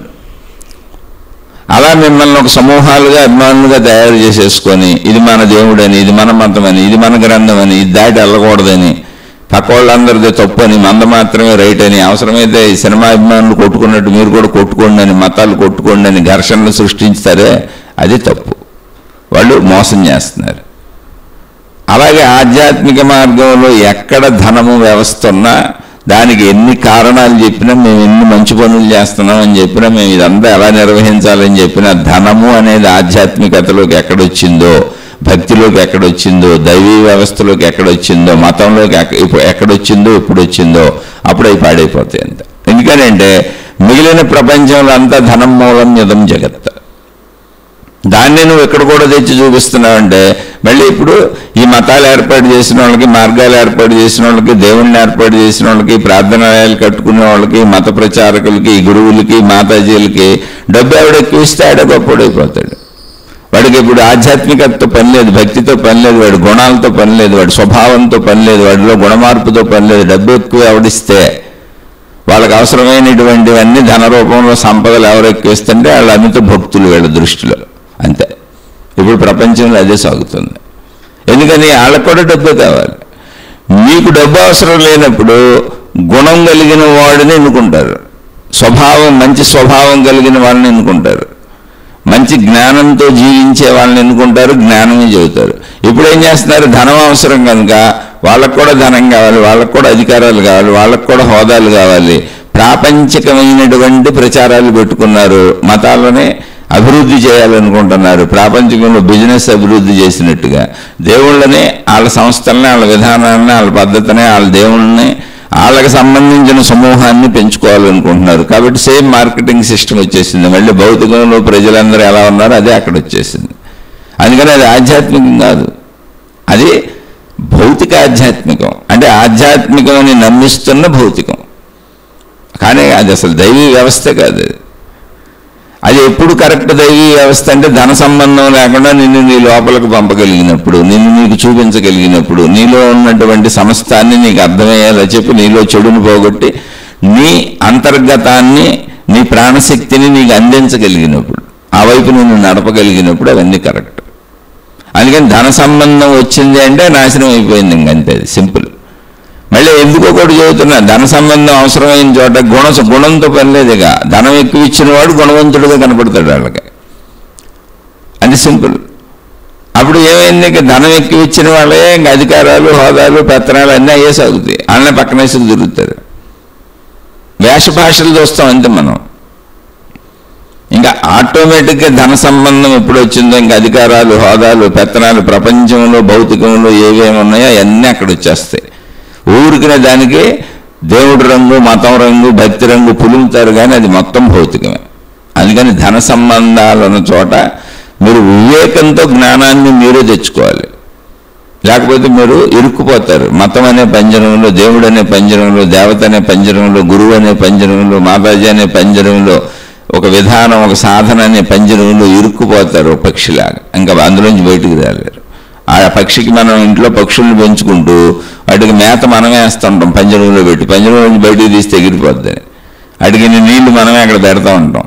ఇంతే, ఇంకా ఆ పెట్టిన నీళ్లు అది తినేది అక్కడ బతకాల్సిందే అందులో. అలాగే ఇంకా వాళ్ళు ఏం చెప్పారో ఏంటో అందులో బతకాల్సిందే, పంజరంలో ఇరుక్కుపోయిన పక్షిలాగా. కాదు, విఘ్నత కావాలి, వివేకం కావాలి. మన మానవ జాతి, మనకు ఉండవలసిన మతం మానవత్వం. అలా ఆలోచించగలిగినప్పుడు నీకు సమస్తం అర్థమవుతుంది, నీ శరీరంలోనే ఉన్నాయి. అలా నిన్ను ఆలోచింపచేసిన ప్రతి గురువు కరెక్టే, ప్రతి మాతాజీ కరెక్టే, ప్రతి మతము కరెక్టే, ప్రతి విధానము కరెక్టే, ప్రతి పద్ధతి కరెక్టే, అన్నీ కరెక్టే. అప్పుడు అలా నిన్ను ఆలోచింపచేస్తే, ఎందుకని అలా ఆలోచింప చేయబట్టే ఎక్కడి దాకా వచ్చాం. కొంతమంది అలా చెబుతున్నారు, మంచి చెబుతున్నారనే అర్థం, లేకపోతే మనం ఎక్కడి దాకా వచ్చి మాట్లాడుకోంగా. అందుకని ఆ విషయం కూడా అర్థం చేసుకోవాలి ఇక్కడ. అందుకని జాగ్రత్తగా గమనించండి. ఇప్పుడు ఇక్కడ నేను ఈ మతాల ప్రస్తావన వచ్చింది, పేరు రమణ భగవానులని వాడారు కాబట్టి అది కూడా చెబుతున్నా. రమణ భగవాన్ తన 13వ ఏటో 14వ ఏటో అరుణాచలం వచ్చేసారు. ఆయన బ్రాహ్మణ కుటుంబంలో పుట్టారు. నేను అసలు ఈ శరీరమే కాదు, నేను అనంత ఆత్మశక్తిని అన్నప్పుడు ఈ శరీరాన్ని మళ్ళీ ఏదో శరీర భావనను పెంచుకోవడానికి, ఈ శరీరానికి సిగ్గు ఇవన్నీ ఎందుకు, నాకు ఆ భావనే లేదని చెప్పి బట్టలు తీసి అవతలు పారేశారు. మనం ఆ పని చేయకూడదు. ఎందుకంటే ఆయనకి అనంత ఆత్మశక్తి ఎరుక కలిగింది. ఆయన వారిలో మనం డూప్లికేట్ కాపీయింగ్ చేయకూడదు. వాళ్ళకి ఆయనకి సహజత్వంగా కలిగిన ఎరుకది. మీకు ఊరికి నేను చెబుతున్నా, అంటే నిజమైన మహాత్ములు ఎలా ఉంటారు అని. బట్టలు తీసి పారేశారు. చేతిలో కొంత డబ్బు ఉంది, దాన్ని పారేశారు. అంతా బాగా ఆత్మస్వరూపమే అయినప్పుడు, నేను అనంత ఆత్మశక్తిని అయినప్పుడు ఏంటి డబ్బు గిబ్బు నాకెందుకు అని తీసి అవతల పారేశారు. మెడలో జంధ్యం ఉంది. మళ్ళీ నాకు మతం, నేను ఒక పలానా కులపోడిన, ఒక పలానా మతపోడిన, ఈ గుర్తు నాకేంటి, నేను అనంత ఆత్మశక్తి స్వరూపుణ్ణి అని జంధ్యం తీసి అవతల పారేశారు. ఇప్పుడు నిజంగా ఆత్మజ్ఞానంలో మతం ఉంటుందా ఇప్పుడు చెప్పండి? అంటే నేను మీ వ్యవహారాలు తీసి పారేయమని చెప్పడంలా, నిజమైనటువంటి మానవత్వ భావన ఎలా ఉంటుందో చెబుతున్న. పరిమితంలో ఇరుక్కోలేదు, అది అర్థమైపోయినాక అలా ఇరుక్కొని ఉండలేదు. అది అదే అనంత ఆత్మతత్వము, అదే నీ ప్రాణశక్తి, ఆత్మశక్తి. దాని ఎరుక ఆయనకు కలిగింది. అలా కలిగిన మహాత్ములు ఎంతోమంది అలా జీవించిన వాళ్ళు ఉన్నారు. అలా అని ఇప్పుడు మన ప్రశ్న ఏంటి, మన సోదరు అడిగింది, మన ప్రశ్నలోనే భర్త ఉంటాడు, భార్య ఉంటుంది, పిల్లలు ఉంటారు, అన్నదమ్ములు ఉంటారు, అక్క చెల్లెళ్ళు ఉంటారు. కుటుంబ వ్యవస్థలో మనసును అణిచేసుకోవడం అంటే ఏంటంటే బలవంతంగా నిగ్రహించేసి కోరికలు నా వాళ్ళని ప్రేమించాలని అనిపిస్తున్నా కూడా ప్రేమించకుండా అణిచేసుకొని, ఇలా అర్థమైనటువంటి గురువులు కూడా బోల్డ్ మంది తెలుసు నాకు. మళ్ళీ నేను ఇప్పుడు ఎక్కడ మా ఆవిడ్ని ప్రేమిస్తున్నాను, మా అబ్బాయిని ప్రేమిస్తున్నాను, నా పిల్లల్ని ప్రేమిస్తున్నానంటే ఈ శిష్యులంతా నన్ను వదిలిపెట్టి వెళ్ళిపోతారేమోనని, అసలు నాకు ఎటువంటి ప్రేమానుబంధాలు లేవు, నా వాళ్ళందరినీ నేను వదిలేశాను, నాకు సర్వము భగవంతుడే అని వెళ్ళి మళ్ళీ శిష్యులందరికీ నాకు సర్వం మీరే అని చెబుతున్నాడు. ఇదేంటి, కుటుంబ సభ్యులను వదిలేసినోడు శిష్యుల్ని ఎందుకు పోగేసావు? వాళ్ళని కూడా వదిలే. ఇప్పుడు కుటుంబ సభ్యులను వదిలేసావు, ఓకే బాగుంది, నీకు ఎవరో చెప్పారు, నువ్వు పెద్ద మహాగురువు, పెద్ద మహామాతాజీ అయిపోయావు, నీ అంతరంగంలో నీకు అర్థమైపోయింది బంధాలన్నీ తుచ్చమైనవి అని. అప్పుడు దాకా కాపురం చేసి పిల్లల్ని కన్నావు, ఆ పిల్లాన్ని వదిలేసావు, పిల్లల్ని వదిలేసావు, లేదా మొగుడిని వదిలేసావు, పిల్లల్ని వదిలేసావు. ఇప్పుడు వెళ్ళిపోయావు, గురువు మాతాజీనో అయిపోయావు. మరి భక్తుల్ని ఎందుకు పోగేసుకుంటున్నావు? మళ్ళీ ఎందుకు ఆ భక్తుల్ని పోగేసుకొని వాళ్ళందరినీ డబ్బులు అడిగి ప్రార్థనాలయాలు కడదాం, మన దేవుడు ప్రచారం చేద్దాం, ఇది చేద్దాం అని జనాన్ని పోగేసుకొని ఆ జనం దగ్గర ఎందుకు ఏడుస్తున్నావు? వీళ్ళు నా ప్రియ శిష్యులు, నేను వీళ్ళందరికీ గురువుని, నేను వీళ్ళందరికీ మాతాజీని అని ఎందుకు ఏడుస్తున్నావు? అప్పుడు అది బంధమేగా, అది బంధమేగా, బంధం కాదు అది. నా ఇల్లని ఇక్కడ ఇది కట్టుకున్నాం, అక్కడ నా ప్రార్థనాలయం అది కట్టుకున్నావు, దానికి సంస్థ అన్నావు, నా సంస్థని పేరు పెట్టే ప్రార్థనాలయాలు నీకు నచ్చిన దేవుడు కట్టుకుంటూ వెళ్తున్నావు.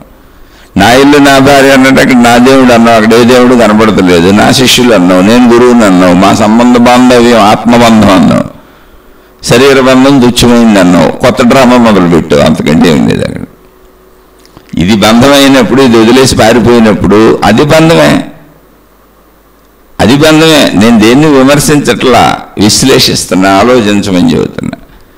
అది బంధం కానప్పుడు, గురు శిష్య సంబంధం బంధం కానప్పుడు, ఒక సంస్థ బంధం కానప్పుడు, ఒక ఆశ్రమం బంధం కానప్పుడు, ఒక పీఠం బంధం కానప్పుడు, కుటుంబ సభ్యులు కూడా బంధం కాదు.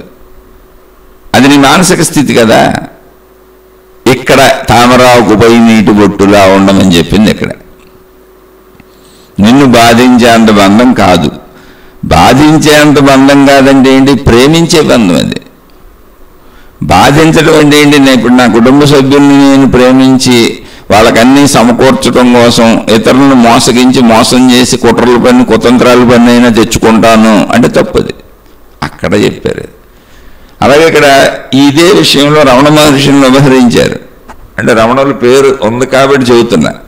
నేను సహజంగా ఎక్కువగా ఎవరి పేర్లు వాడకుండానే తత్వజ్ఞానం అంటే మన స్వీయ జ్ఞానమే కనుక దీనికి పేర్లు వాడాల్సిన అవసరం ఏంది? వాళ్ళు చెప్పారు, వీళ్ళు చెప్పారని మనకే తెలుస్తుంది కదా మన లోపలికి వెళ్తే. అందుకని ఎవరి పేర్లు వాడకుండానే ఎక్కువ చెబుతున్నా. అక్కడక్కడే ఎప్పుడైనా ఆధారతగా పేర్లు అవసరమైన చోట ఉదహరిస్తున్నా అంతే. ఎందుకని ఎక్కువ అసలు ఏ గురువుల గురించి చెప్పట్లేదు? నాకు చాలామంది గురించి తెలుసు. నేను 35 ఏళ్ళు గురువుల్ని, మతాలని, మార్గాల్ని, మహాత్ముల్ని అనుసరిస్తూ, ఆరాధిస్తూ, పూజిస్తూ, అర్చిస్తూ దేవుళ్ళని, దేవతల్ని వచ్చినోడ్నే. ఎందుకు చెప్పట్లేదు, పేర్లు ఎక్కువ వాడలేదంటే మళ్ళీ నన్ను తీసుకెళ్ళి ఏ మతానికో కట్టేస్తారు. నేను అసలు ఏ మతం కాదు. మీరు కూడా అలా మతపరంగా ఆలోచించడం మొదలు పెడతారు. కాదు, నీ పరంగా ఆలోచించు. నాకు మతం మీద ఏ ద్వేషం లేదు, గురువు మీద ఏ ద్వేషం లేదు, దేవుడి మీద ఏ ద్వేషం లేదు, అసలు ఉండే అవకాశం కూడా లేదు. ఎందుకంటే వాళ్ళ ద్వారానే నేను ఇక్కడి దాకా వచ్చా. జ్ఞానం అంటే జ్ఞానంలో సర్వస్వం ఉంటాయి. ఇప్పుడు మానవత్వం మనుషులంతా ఒక్కటే అన్నాను అనుకోండి, మొత్తం మనుషులకు సంబంధించిన మతాలన్నీ అందులో ఉంటాయి. మానవత్వంలో మతాలన్నీ ఉంటాయి, మానవత్వంలో మార్గాలన్నీ ఉంటాయి, మానవత్వంలో గురువులందరూ ఉంటారు, మాతాజీలు అందరూ ఉంటారు. మానవ సమూహంలో ఎన్ని రకాలు ఉన్నాయో అన్ని రకాలు అందులో ఉంటాయి. మానవ జాతిని అలా విస్మరిస్తాం, అన్నిటినీ గౌరవిస్తాం, అన్నిటినీ ప్రేమిస్తాం. కానీ ప్రాధాన్యత మానవత్వం. మనందరం మానవ జాతి, విడిపోకూడదు ముక్కలు ముక్కలుగా. అప్పుడు నీకు అర్థం కాదు, జ్ఞానం అర్థం కాదు. విడిపోతే విడిపో, కానీ నీకు జ్ఞానం అర్థం కాదు. నువ్వు ఆత్మజ్ఞానానికి పనికిరావు, సత్యం అర్థం కాదు. ఇక్కడ ఈ కుటుంబ సంబంధ బాంధవ్యాలలో యాంత్రికంగా ఒక మిషన్లా ఎలా పనిచేస్తాం? తామరాకుపోయి నీటి బొట్టులో ఉండమంటున్నారు, మనసును అంచుకోమంటున్నారు. అప్పుడు యాంత్రికంగా ఎలా ఉండగలం? ఇది కష్టం కదా. ఇంకోటి కష్టం కూడా కాదు, అసలు అది మోసం చేసినట్టు అవుద్ది యాంత్రికంగా ఉండే.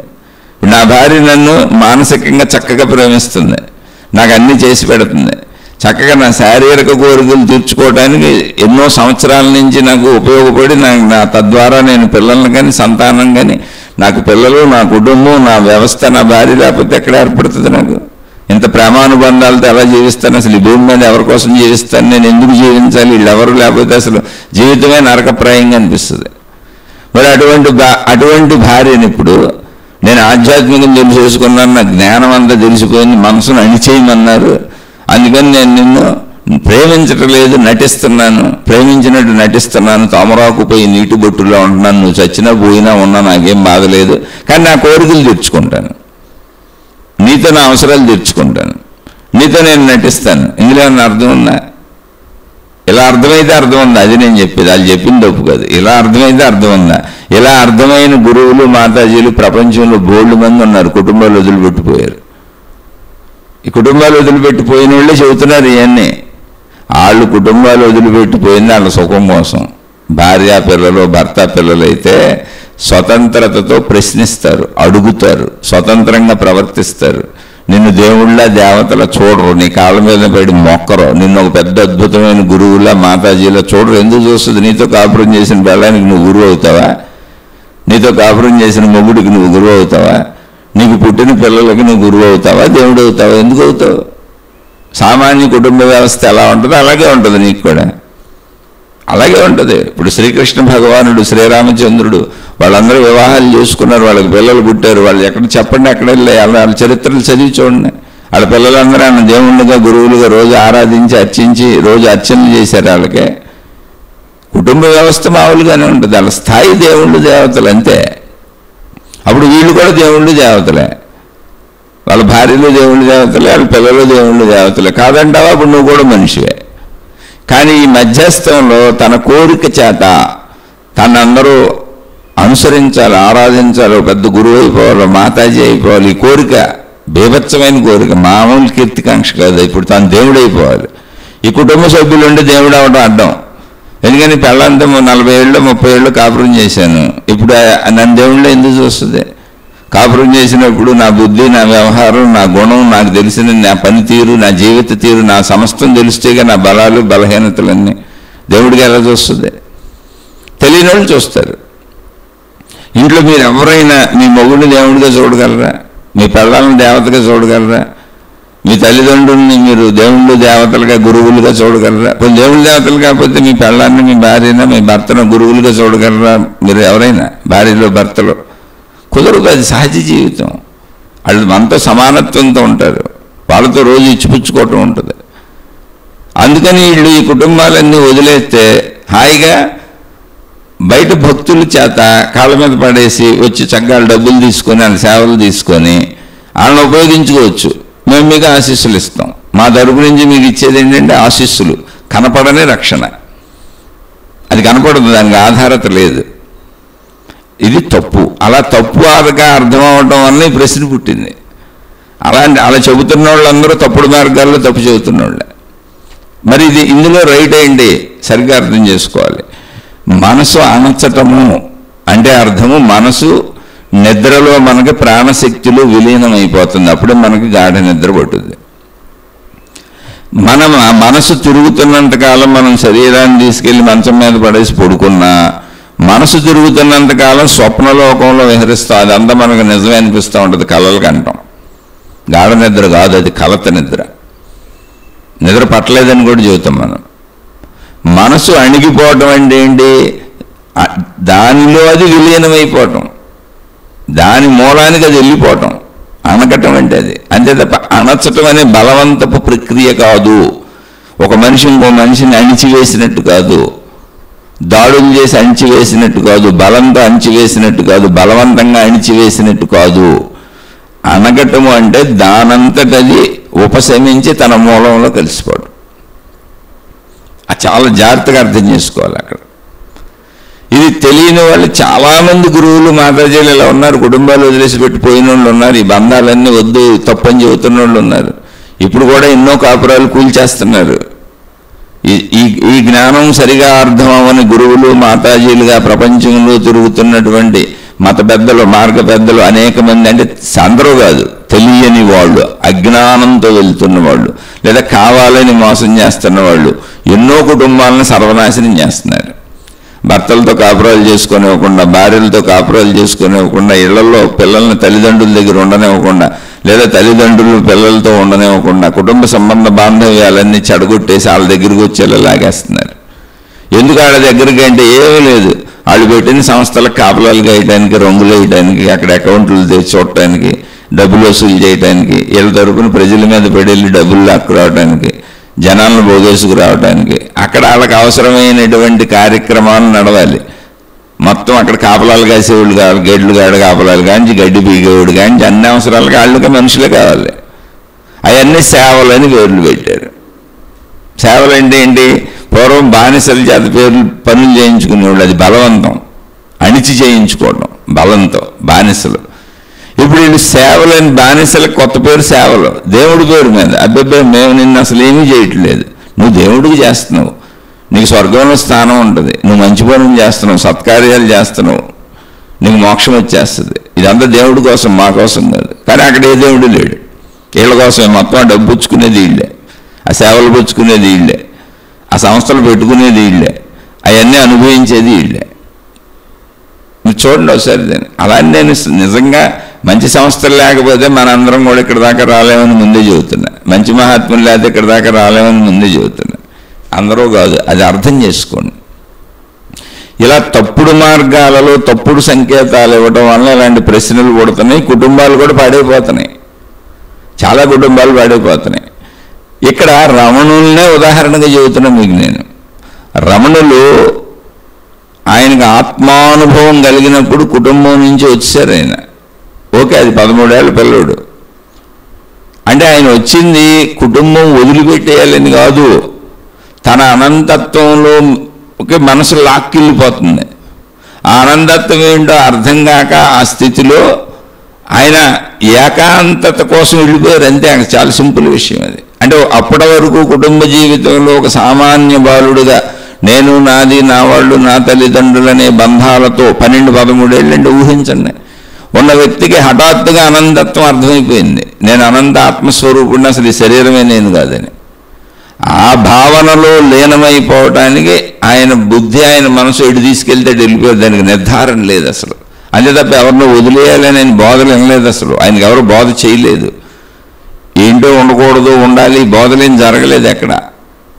ఎవరు చెప్పలేదు ఆయనకి అసలు ఈ తుచ్చమైన శరీరం అని అట్లాంటి బోధలు ఎక్కడ జరగలేదు, ఆయన వినలేదు. అనంతత్వం ఆయనకి అనుభవం అయిపోయింది. శరీరం చాలా పరిమితి అని అనిపించింది, అంతే. వెళ్ళిపోయారు, ఎంత బాగుంది. తర్వాత మొత్తం ఆయన కుటుంబ సభ్యులు ఆయన దగ్గరే ఉన్నారు. రమణాశ్రమాన్ని నిర్వహించింది, రమణాశ్రమానికి ప్రెసిడెంట్గా ఉండి తర్వాత వ్యవహరించింది ఆయన కుటుంబ సభ్యులే. వాళ్ళ అన్నగారి పిల్లలో ఎవరో ఆయన. ఎందుకని? అక్కడున్న వాళ్లే. రమణాశ్రమ నిర్మాణం జరిగినాక రమణ భక్తులైనటువంటి అనేక మంది పెద్దలు ఆలోచించి నిర్ణయం తీసుకుంది ఏంటో తెలిసి, ఇప్పుడు రమణ మహర్షికి మేలు చేయాలి అంటే వాళ్ళ సొంత కుటుంబ సభ్యులైతేనే ఆయనకి అనుకూలంగా మేలు చేసేలా ఈ ఆశ్రమాన్ని నడుపుతారు. బయట వాళ్ళైతే వాళ్ళ పెత్తనాల కోసం, అధికారాల కోసం మోసాలు, గేసాలు, కుట్రలు అన్నీ చేసేస్తారు. అందుకని ఆయన మీద ప్రేమాభిమానాలు కలిగి, ఈయన మావాడన్న భావం కలిగినటువంటి ఆయన కుటుంబ సంబంధ బంధువులను పెట్టాలని చెప్పి రమణాశ్రమానికి ప్రెసిడెంట్గా ఆయన వాళ్ళ బిడ్డనే పెట్టారు.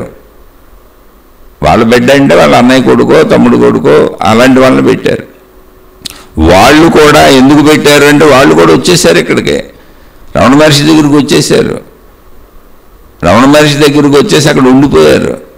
వాళ్ళు కూడా భిక్షాటంతో బతుకుతున్నారు. రమణ మహర్షి మీద ఏం ఆధారపడి బతకట్లేదు, భిక్షాటం చేసుకుంటూ బతుకుతూ రమణ మహర్షి దగ్గర అందరు భక్తులు ఎలా కూర్చుంటున్నారో అలాగే కూర్చుంటున్నారు వాళ్ళు కూడా.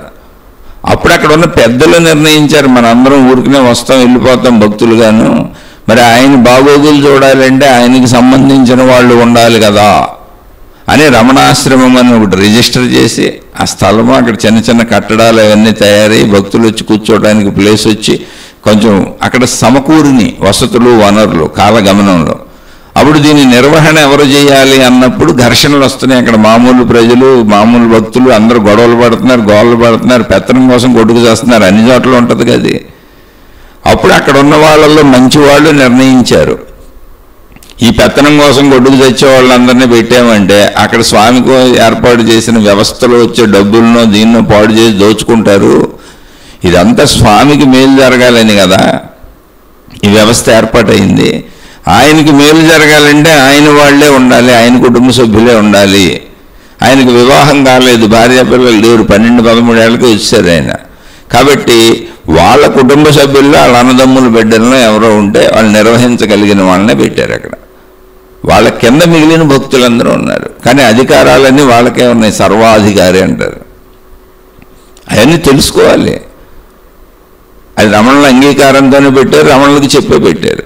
ఎప్పుడైనా కూడా తన సొంత వాళ్ళని తన వాళ్లే రక్షించుకుంటారు. ఇంట్లో గొడవలు పడవచ్చు, కానీ నా భార్య మీద ప్రేమ నాకెందుకు పోద్ది, నా పిల్లల మీద ప్రేమ నాకెందుకు పోద్ది, నా మీద ప్రేమ వాళ్ళకెందుకు పోద్ది. అలా పోయింది.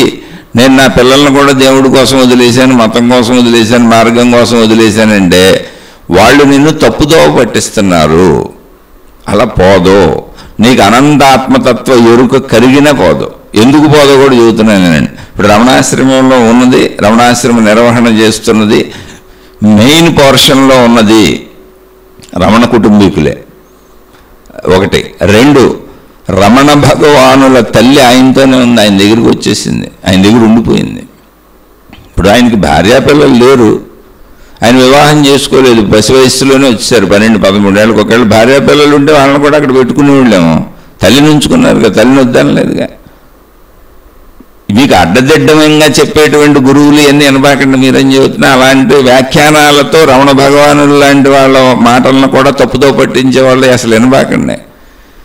ఎవరు కుటుంబ వ్యవస్థని, బంధాలని, బాంధవ్యాలని పాడు చేసుకోమని చెప్పరు. ఆధ్యాత్మికతలో అసలు అది లేదు. దాన్ని అలా వ్యాఖ్యానించి చెబుతున్న వాళ్ళని వినబాకండి, నమ్మబాకండి, ఆ వైపు వెళ్ళబాకండి.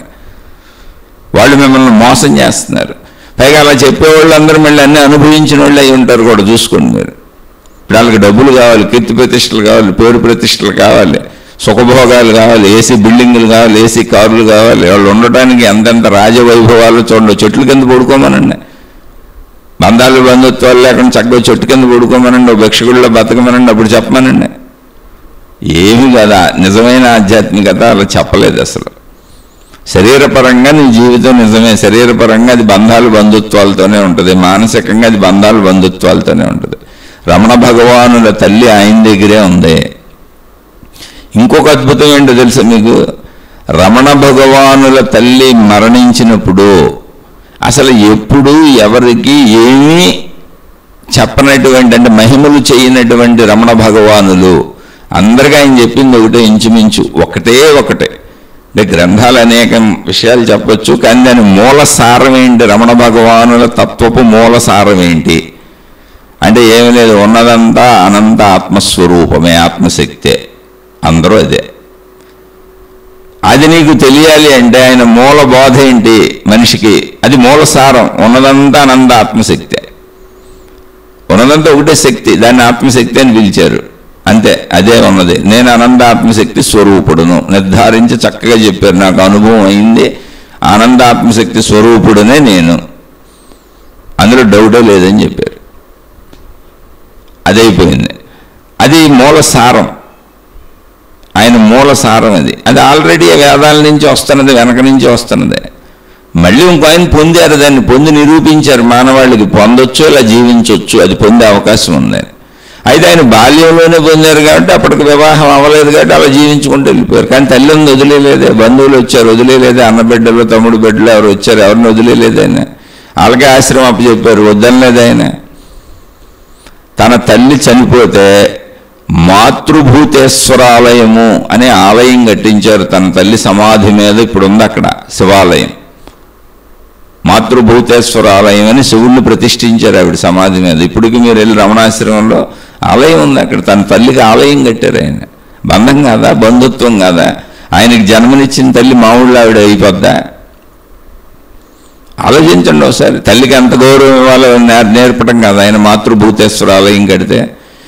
ఇది తెలియనటువంటి పిచ్చి అమాయకపు వాళ్ళు గురువులు అయిపోతారు, మాతాజీలు అయిపోతారు. ఇవన్నీ వదిలేయాలంటారు. నా తండ్రి కంటే నేను గొప్ప. నాకు స్వయంగా ఒక గురువు గారు చెప్పాడు, ఒక గురువు స్వయంగా నాకు చెప్పాడండి, ఆయన నోటితో నేను విన్నాను. ఏమైనా తెలుసా?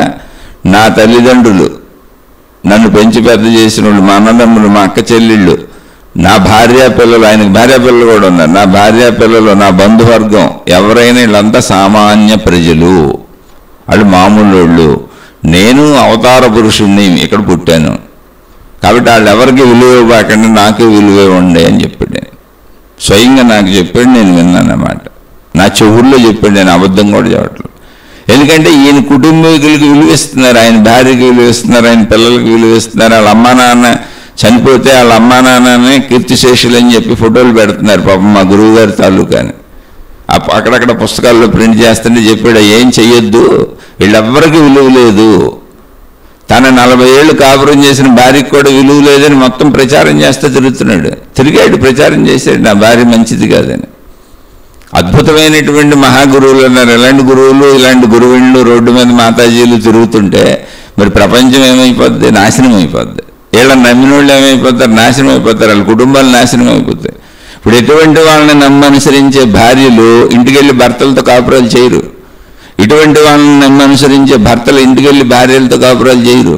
ఇటువంటి వాళ్ళని అనుసరించే వాళ్ళు తమ తల్లిదండ్రులు తమ పిల్లల్ని సరిగ్గా చూడరు. ఎందుకంటే ఇరుక్కుపోయాం ఈ బంధంలో అని బాధలో ఉంటారు పాపం. ఎందుకని కుటుంబ సంబంధ బాంధవ్యాలు అందరి మధ్య చిన్న చిన్న ఘర్షణలు వస్తుంటాయి. ఆ ఘర్షణ పెట్టుకొని ఇంక ఈ గురు బోధలు, ఈ మాతాజీ బోధలు తీసుకొని వాళ్ళ సంసారం వాళ్ళే నాశనం చేసుకుంటారు. నువ్వు నాశనం చేసుకున్నాక నిన్ను ఆ గురువు చూడడు, నీ కర్మ తగలయ్యా. ఎంతమందిని వదిలేశారు ఆ గురువులు నేను చూశాను, నాకు తెలుసు. నేను ఉన్నాను అలా గురువులతో బోళ్ళమందిని. ఎప్పుడు వాళ్ళకి డబ్బులు ఇచ్చేవాళ్ళు కావాలి. నిరంతరం వాళ్ళకి డబ్బులు ఇచ్చి వాళ్ళకి సేవలు చేసి వాళ్ళు వెనకుండి నువ్వు గొప్పడివి, నువ్వు గొప్పదాని మీద జై కొట్టే వాళ్ళని వేసి తిరుగుతూ ఉంటారు.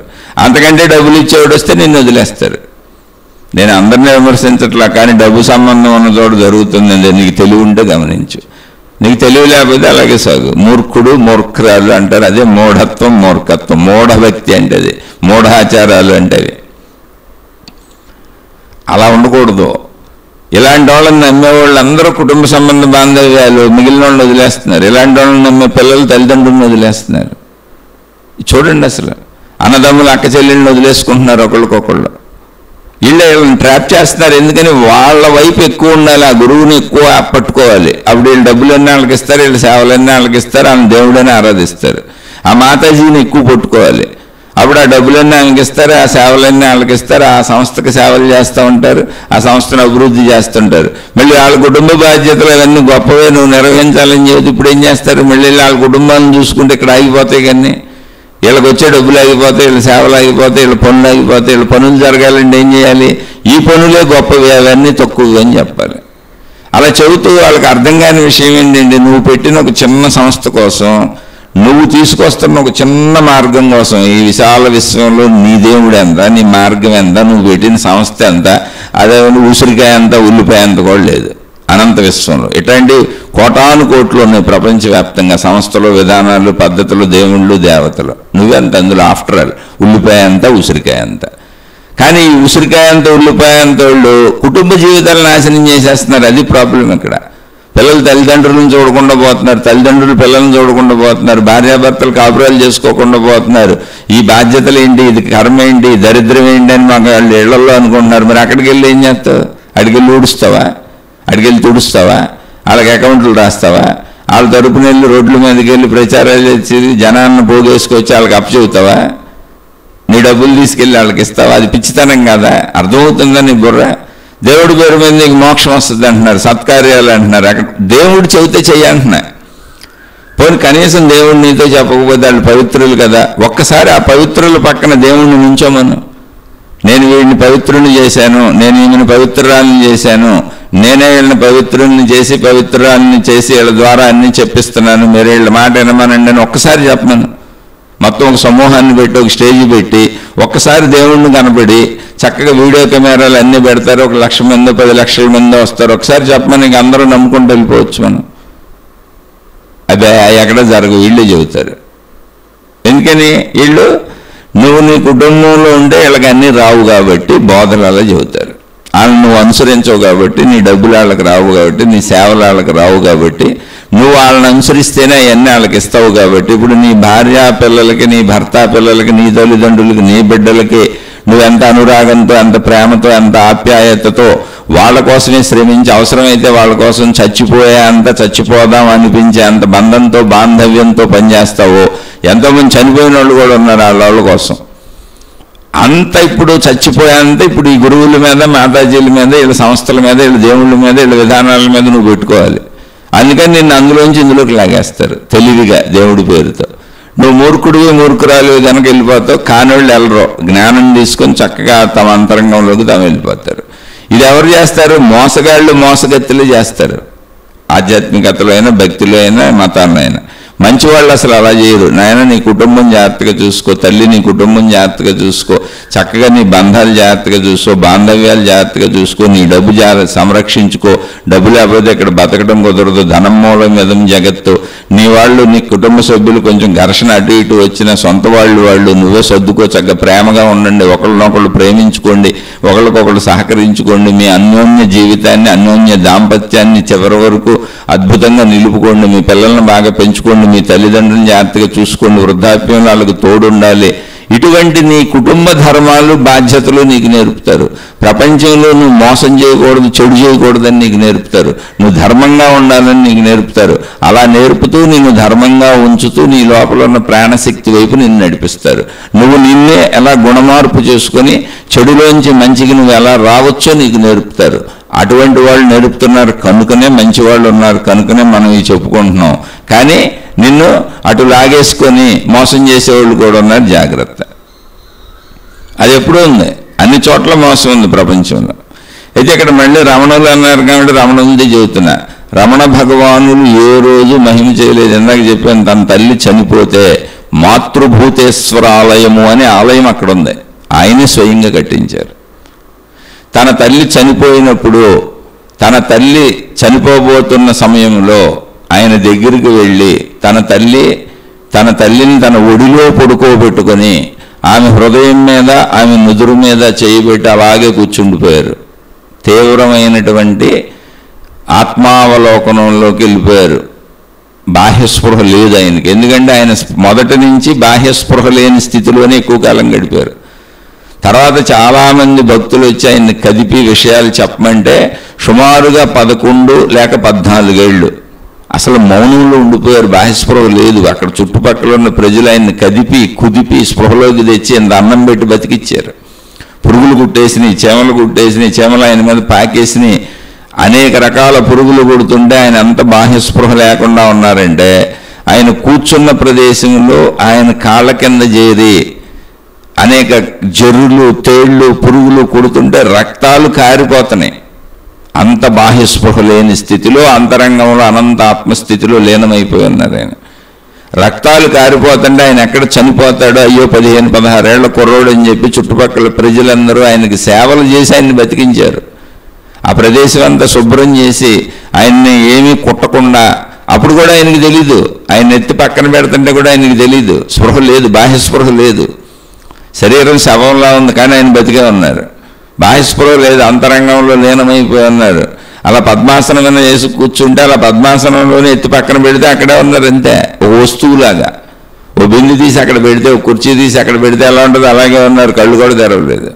అప్పుడు వాళ్ళు ఆయన అలా తీసి ఆ ప్రదేశం అంతా శుభ్రం చేసి, పురుగులు రాకుండా అంతా రోజు శుభ్రం చేసి, శుభ్రం చేసిన ప్రదేశంలో ఒక పెద్ద పళ్ళెం పెట్టి, ఆ పళ్ళెంలో నీళ్లు పోసి, ఆ నీళ్లు పోసిన దాని మీద ఒక బల్ల పెట్టి, ఆ బల్ల మీద ఈయన్ని కూర్చోబెట్టి గోడ కానించి వెళ్ళిపోయి మళ్ళీ రోజు వచ్చి చూసేవాళ్ళు అనేక మంది, ఆయనకి ఎక్కడ హాని జరుగుద్దని. అలా వాళ్ళు చేయకపోతే ఆయన అసలు ఉండేవాళ్ళు కాదు, శరీరం అప్పుడే వదిలేసేవాళ్ళు. అలా వచ్చిన వాళ్ళే ఆయన్ని లేపి లేపి భోజనం పెట్టేవాళ్ళు. రోజుకోసారో 2 రోజులకోసారో కళ్ళు తెరిచి 2 చేతులు ఆయన భోజనం కూడా ఏంటి, వీళ్ళు తెచ్చిన గిన్నెల్లో ప్లేటుల్లో మనలాగా తింటాం కాదు. ఆయన 2 చేతుల్లో ఇంత పెడితే అది తింటూ తింటూ మళ్ళీ ఆయన బాహ్యస్పృహను కోల్పోయేవాళ్ళు. ఇదంతా ఆయన చరిత్ర చదవండి తెలుస్తుంది. ఆ తర్వాత అలా 14 ఏళ్ళలో 11 ఏళ్ళలో ఉన్నారు. ఆ పీరియడ్ కరెక్ట్గా చెప్పలేకపోతున్నా, చాలా కాలం అయింది నేను చదివి. ఉన్న తర్వాత అంతకాలం అసలు మౌనంలో అలా బాహ్యస్పృహ లేకుండా ఉన్నారు ఆయన. చాలా తక్కువ బాహ్యస్పృహ, ఎప్పుడన్నా వీళ్ళందరూ కదిపితే వచ్చేది. అలా గడిపినటువంటి వ్యక్తి తర్వాత కాలంలో ప్రజలందరూ వచ్చి ఒక రమణాశ్రమం ఏర్పడి, అయ్యా మాకేమన్నా చెప్పండి మేము మీతో కూర్చుంటాము అంటే, ఆయన కూడా అక్కడే కూర్చొని ఉన్నారు అంతే. ఒక పెద్ద హాలు, ఆ హాల్లో రమణ భగవాన్లు కూర్చునేవాళ్ళు. ఎవరైనా వచ్చి కూర్చోవచ్చు, ఎవరైనా వెళ్ళొచ్చు అంతే. రాత్రిపూట ఎప్పుడూ నిద్రపోయే సమయం 10 గంటలకు వెళ్ళి ఆయన ఒక చిన్న రూము, అందులో పడుకునేవాళ్ళు. మళ్ళీ తెల్లారుజామున వచ్చేసి కాలకృత్యాలన్నీ తెచ్చుకొని హాల్లో కూర్చునేవాళ్ళు. జీవన పర్యంతం ఆయన పని హాల్లో కూర్చోవటం అంతే. వచ్చిన భక్తులు ఎవరైనా ఆయన చూడొచ్చు, వెళ్ళొచ్చు, ఎటువంటి రిస్ట్రిక్షన్స్ లేవు. అలాగే వాళ్ళ తల్లిదండ్రులు ఉన్నారు, వాళ్ళ బంధువర్గం వచ్చారు, అక్కడ ఉన్నారు బోళ్ళు మంది. తండ్రి లేడు అనుకోండి, తల్లి వచ్చింది. ఆవిడికి ఆలయం కట్టారండి, ఎంత గొప్పగా చెప్పారండి. బంధాలు వదిలేయమని చెప్పారండి. ఎవడండి చెప్పింది బంధాలు వదిలేయమని? ఎక్కడ చెప్పారండి బంధాలు వదిలేయమని? తామరాకుపై నీటి బొట్టులు అంటే ఏంటో తెలుసా నాయన? దానికి అతుక్కొని ఉండు, దానికి అంటుకొని ఉండు, కానీ ఆ బంధం ఎప్పటికైనా నిన్ను వదిలిపోద్ది, నువ్వు ఆ బంధాన్ని వదిలిపెట్టి వెళ్ళిపోతావు. ఎందుకంటే మరణం అనేది ఒకటి ఉన్నది, అది ఉంది, గుర్తుపెట్టుకో అని చెప్పారు అంతే. కలిసిపోవటం అంటే ఏంటి? 2 ఐక్యమైపోవటం, లీనమైపోవటం. ఓ బకెట్ నీళ్ళలో ఒక చెంబు నీళ్ళు తెచ్చిపోసాం అనుకోండి, కలిసిపోతాయి, నీళ్ళు కలిసిపోతాయి. అలా బంధాలు ఐక్యమైపోవటం ఉండదు శరీరపరంగా. జాగ్రత్తగానండి, అది శరీరపరంగా బంధాలు ఐక్యమైపోవటం ఉండదు. ఐక్యతతో జీవిస్తారు, అది కుటుంబ వ్యవస్థ అంతే. కానీ శరీరాలు కలిసిపోలేవు. నీళ్లు కలిసిపోయినట్టు, పాలు కలిసిపోయినట్టు, నూనె కలిసిపోయినట్టు, ఒకటొకటి కలిసిపోయి 2 శరీరాలు ఒకటి అయిపోలేవు. అలా కుదరదు. అది ఎప్పటికీ తామరాకుపై నీటి బొట్టులా ఉంటుంది. అంటే అది అక్కడే ఉంటుంది, అలాగే ఉంటుంది, కానీ ఐక్యత కుదరదు. ఇది శరీర ధర్మం అని చెప్పారు. దాన్ని ఎవడో అక్కడే ఉండు కానీ నటించు, ఇదా తామరాకుపై నీటి బొట్టులు అంటే అంటుకుపోనట్టుగా నటించు, నీ భార్యని వాడేసుకో, కాపురం చేసేసుకో, కానీ బంధం పెంచుకోబాక. భర్తలతో కాపురం చేసేసుకో, కోరిక తీర్చేసుకో, కానీ బంధం ప్రేమ పెంచుకోబాక. చక్కగా వాళ్ళ సేవలన్నీ చేసేసుకోండి. పిల్లలు తల్లిదండ్రులు ఇచ్చినవన్నీ తినేయండి, తాగేయండి, అనుభవించేయండి, కానీ తామరాకుపోయి నీటి బొట్టులో ఉండండి, బంధం పెంచుకోబాకండి. పిల్లల్ని పెంచండి, పిల్లల్ని కనండి, చక్కగా మీరు సంసారాలు చేసుకొని సుఖపడుతూ పిల్లల్ని కనండి, పిల్లల్ని పెంచండి, కానీ వాళ్ళ మీద ఎటువంటి బంధాలు పెంచుకోబాకండి. అందరూ నటించండి, నాటకాలు ఆడండి అన్నట్టుంది అది. అలా చెబుతాడండి ఎవడన్నా? అసలు బాధ మనుషులకి. అలా చెప్పేటట్టయితే సృష్టిలో చేస్తుందండి.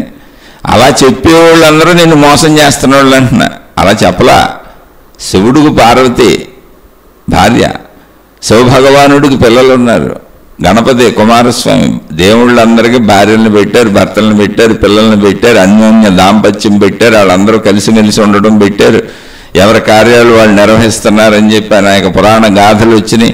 ఇవన్నీ ఎందుకు రాశారు? కుటుంబ వ్యవస్థ కరెక్ట్ అని చెప్పడానికి. మరి తామరాకుపై నీటి బొట్టులా ఉండటం అంటే ఏంటంటే, ఎప్పటికైనా ఏమైనా శరీరాలు కలవు, బంధాలు విడిపోయి వెళ్ళిపోతాయి, మరణం అనేది ఒకటి ఉంది ఇక్కడ. దాన్ని గుర్తుపెట్టుకు జీవించు, లేకపోతే తీవ్ర దుఃఖానికి లోనవుతావు. కానీ దుఃఖానికి లోనవటం కూడా ప్రేమలో మంచిదే. ప్రేమ దుఃఖం అవ్వాలి అది, అంతే తప్ప అది అజ్ఞాన దుఃఖం కాకూడదు. బంధం ప్రేమ దుఃఖమే. నవలు దూరం అయితే దుఃఖం ఎందుకు ఉండదు? సీతమ్మ తల్లి దూరం అయితే రాముడు, శ్రీరామచంద్రుడు ఆత్మహత్య చేసుకుందాం అనుకున్నారండి. రామాయణం ఏం చదివారండి?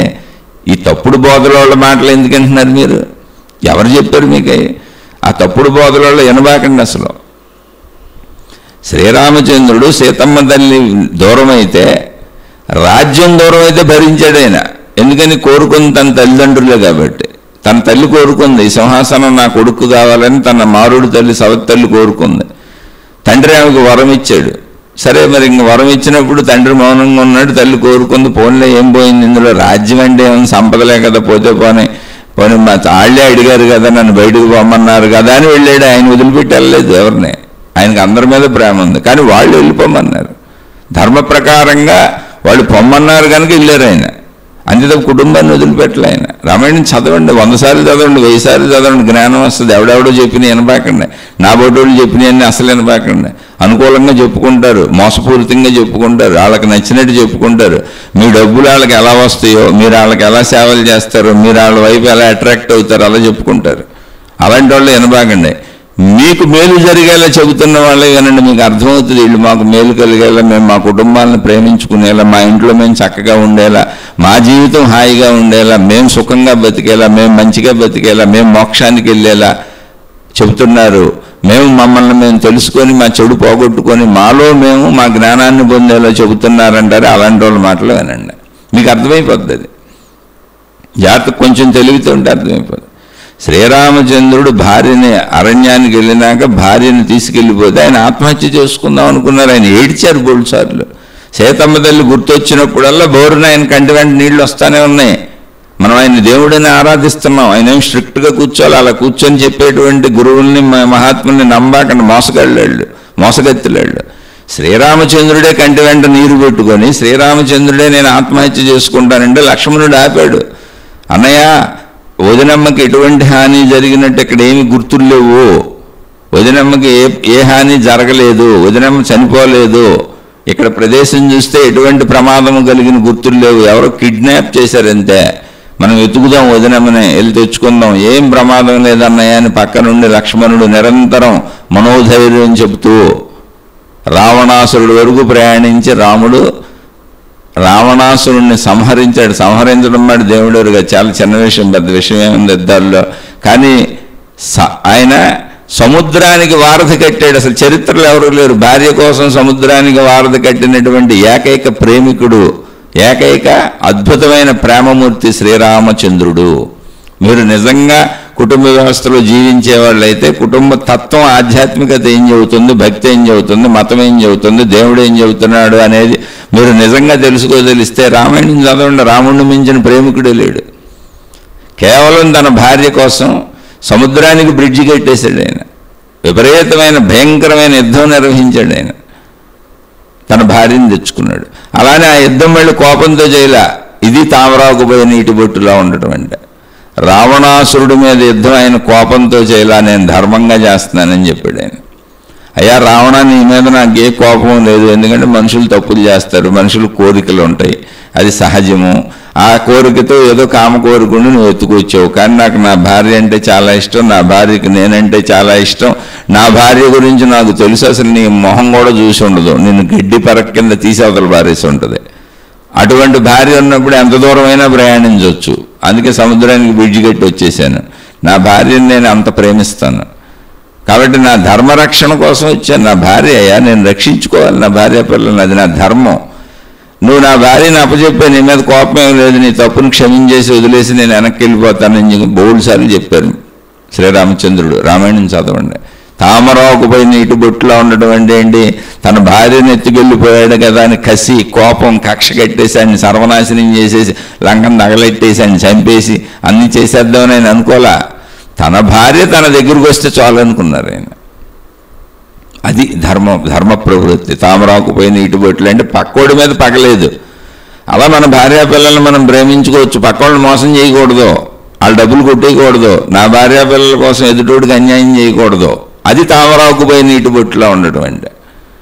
ఇతరులను మోసగించబాక, నువ్వు అక్కడే ఉండు. తామరాకుపై నీటి బొట్టు ఎక్కడుంది అక్కడే ఉంది, అదే సంసారంలో ఉండు, అదే కుటుంబంలో ఉండు, వాళ్ళతోనే ఉండు, చక్కగా ఉండు, హాయిగా ఉండు. నువ్వు వాళ్ళని ప్రేమించు, వాళ్ళు నిన్ను ప్రేమించుకోండి. మీ అందరూ ఒకళ్ళకొకళ్ళు సహాయ సహకారాలు చేసుకుంటూ నీకు సృష్టి ఇచ్చిన ఆయువు ఎంత ఇచ్చిందో అంత హాయిగా బతకండి. కానీ ఒక సత్యం ఉంది, ఎప్పటికే తామరాకు నీటి బొట్టు తామరాకులో కలిసిపోలేదు, తామరాకు నీ నీటి బొట్టులో ఎప్పటికీ తనలో కలుపుకోలేదు.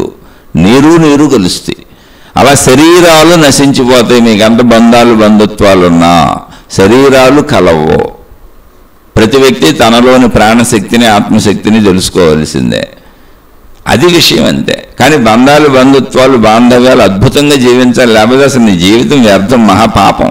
నీ బాధ్యతలు చేయకపోయినా, నీ కర్తవ్యాలు చేయకపోయినా, నువ్వు ఎవరినైనా నీ కుటుంబ సభ్యులను వదిలేసి వెళ్ళిపోయినా రౌరవాది నరకములు అనుభవిస్తావు. అది అనుభవిస్తున్నప్పుడు నీకే తెలుస్తుంది. ఇప్పుడు చెప్పటం ఎందుకు? ఎందుకంటే మరి నీ బాధ్యతలు ఎవరు చేస్తారు? ఇప్పుడు కాపురాలు చేసి ఇన్నాళ్ళు కాపురం చేసిన భార్యను వదిలిపెట్టి వెళ్ళిపోయి, పిల్లలను వదిలిపెట్టి వెళ్ళిపోయి, లేదా భర్తను వదిలిపెట్టి వెళ్ళిపోయి, పిల్లలను వదిలిపెట్టి వెళ్ళిపోయి.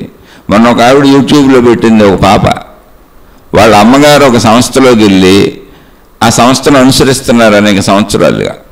ఆ సంస్థ సభ్యులు నిదానంగా ఈమెను ట్రాప్ చేసి, ఆ సంస్థ స్లోగన్ ఏంటంటే మనందరం దేవుడు బిడ్డలం కనుక, అంటే ముందు కొంచెం లోపలికి వెళ్ళే వరకు దేవుడి గురించి చెప్తారట. ముందు మనం బాగా వాళ్ళకి ఎడిక్ట్ అయ్యి లోపలికి వెళ్ళే వరకు పైపైన దేవుళ్ళ గురించి మంచి విషయాలే చెబుతారు. మనం బాగా ఎడిక్ట్ అయ్యి లోపలికి వెళ్ళిపోయి ఆ సంస్థలో సభ్యులుగా వెళ్ళిపోతే అప్పుడు ఏం చెబుతారంటే మన దగ్గర మన అడుగుతారట, మనందరం దేవుడి బిడ్డలమేనా అంటే అవును అందరం దేవుడి బిడ్డలమే. అయితే మనందరం మరి దేవుడి బిడ్డలు అయినప్పుడు అన్నదమ్ములు అక్క చెల్లెళ్ళమే అవుతాం కదా, మనం పెళ్ళిళ్ళు చేసుకోవడం తప్పు కదా, కాపురాలు చేయటం తప్పు కదా, కాబట్టి మీరెవరు మీ భర్తలతో కాపురాలు చేయొద్దు, పెళ్ళిళ్ళు చేసుకోవద్దు అని చెబుతారండి. మనందరికీ మూల దంపతులు ఒకళ్ళ నుంచే వచ్చాం కాబట్టి అన్నదమ్ములు అవుతాం. మనం దేవుడి బిడ్డలం కాబట్టి అన్నదమ్ములు అక్క చెల్లెళ్ళం అవుతాం. కాపురాలు చేసుకోవద్దని చెబితే వాళ్ళ అమ్మ నాన్నతో కాపురం చేయట్లేదని ఒక పాపం యూట్యూబ్లో పెట్టింది. ఈ సంస్థలు ఇలా జీవితాలు పాడు చేస్తున్నారని. ఇలాంటి బోల్డ్ ఉన్నాయి. అందరూ పాపం బయటికి రారు, సిగ్గు విడిచి చెప్పరు, ఎవరో చెబితే తెలిస్తే. కానీ అలాంటి వాళ్ళని అసలు అనుసరించకండి. స్త్రీ పురుష ఆకర్షణ ఉండేలా సృష్టి పెట్టింది. స్త్రీ పురుషులు వివాహం చేసుకుని పిల్లల్ని కనేలా, తద్వారా సృష్టి ముందుకెళ్ళేలా సృష్టి పెట్టింది. అది మనుషుల్లోనూ పెట్టింది, జంతువుల్లోనూ పెట్టింది, మొక్కల్లో అది విత్తనాలుగా పెట్టింది. సృష్టి పెట్టినటువంటి కార్యాన్నే కాదు తప్పని చెప్పేంత గనులు మనం అలాంటి వాళ్ళు పుట్టారు ఇక్కడ. చాలా తప్పది. ఓ శ్రీరామచంద్రుడిని మించిన ప్రేమికుడే లేడు. చూసుకోండి కావాలంటే. సీతమ్మ తల్లి కోసం అన్ని చేశాడు ఆయన. అసలు నేను ప్రాణం వదిలేస్తాన్నాడు ఆయన. సీతమ్మ తల్లి తన దగ్గరికి వచ్చే వరకు గుర్తొచ్చినప్పుడల్లా ఆయన కంటి వెంట నీరు గారిపోయేది. మీరు రామాయణం చదవండి, ఎక్కడ ఎవరెవరిని వదులుకోవాలి. మీరు మహాభారతం చదవండి, పంచపాండవులు అన్నదమ్ములు అందరూ కలిసే ఉంటారు, కుటుంబంతో కలిసే ఉంటారు. ఆయన భార్యని, పంచపాండవుల భార్య అయిన ద్రౌపదిని అవమానించినందుకు కురుక్షేత్ర రణరంగమే జరిగింది. కానీ ఇక్కడ కుటుంబాలు విడిపోలా, శుభ్రంగా కలిసి ఉన్నారు. చరిత్రలన్నీ అలాగే చెబుతాయి, దేవుళ్ళు దేవతలు.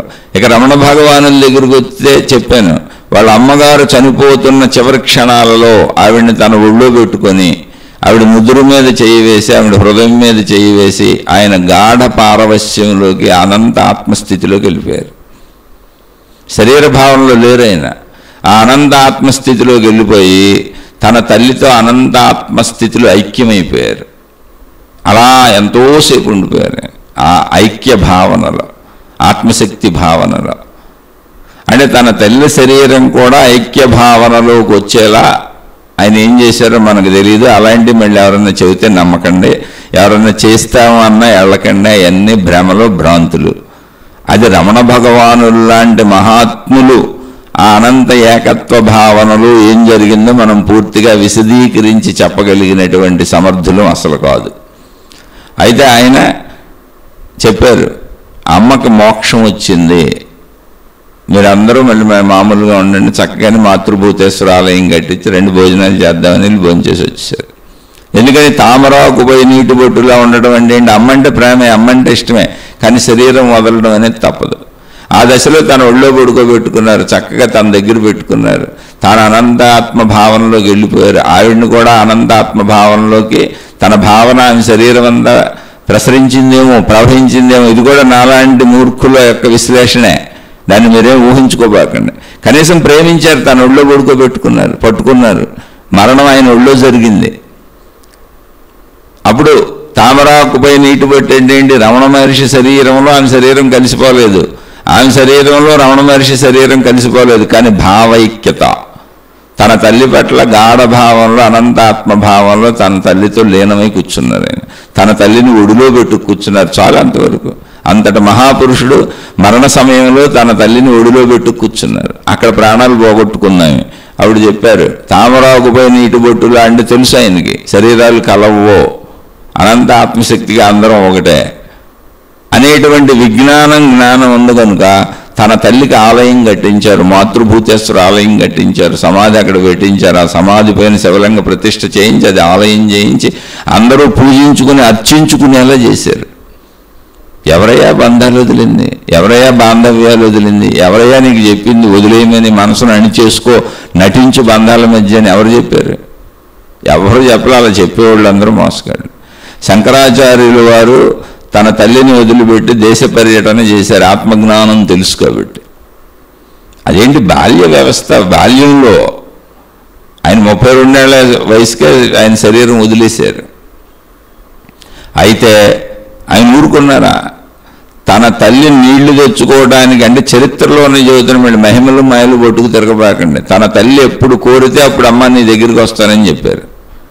నువ్వు ఎప్పుడు తలుచుకుంటే అప్పుడు నేను వచ్చి నీ బాధ్యతలన్నీ చేస్తాను, నాకు ఈ జ్ఞానం తెలుసు, ఈ జ్ఞానం నలుగురికి చెబుతానని ఆమె పర్మిషన్ తీసుకొని వెళ్ళారు ఆత్మజ్ఞానాన్ని అందించడానికి.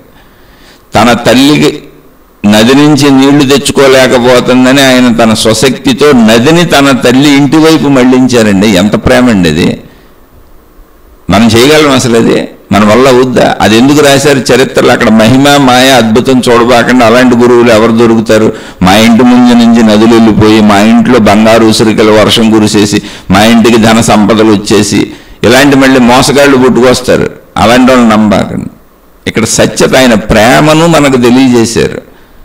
తల్లి నీళ్లు తెచ్చుకోవడం కష్టమవుతుంది, వృద్ధాప్యంగా ఉందని, వృద్ధాప్యంలో తన తల్లి అటు వెళ్ళలేకపోతుందని, నదికెళ్ళి నీళ్లు తెచ్చుకోవడం ఆవిడకి కష్టంగా ఉందని నదీమాతను ప్రార్థించి, అమ్మ మా అమ్మకి ఇబ్బందిగా ఉందని నదీమాత ఆమె ఇంటి ముందు నుంచి వెళ్ళేలా చేశారు. అసలు అది ఎంత ఎంత అద్భుతమైన! అందులో మీరు కుటుంబ బాంధవ్యం ఉందా, సంబంధం ఉందా, వదిలేమందం ఉందా?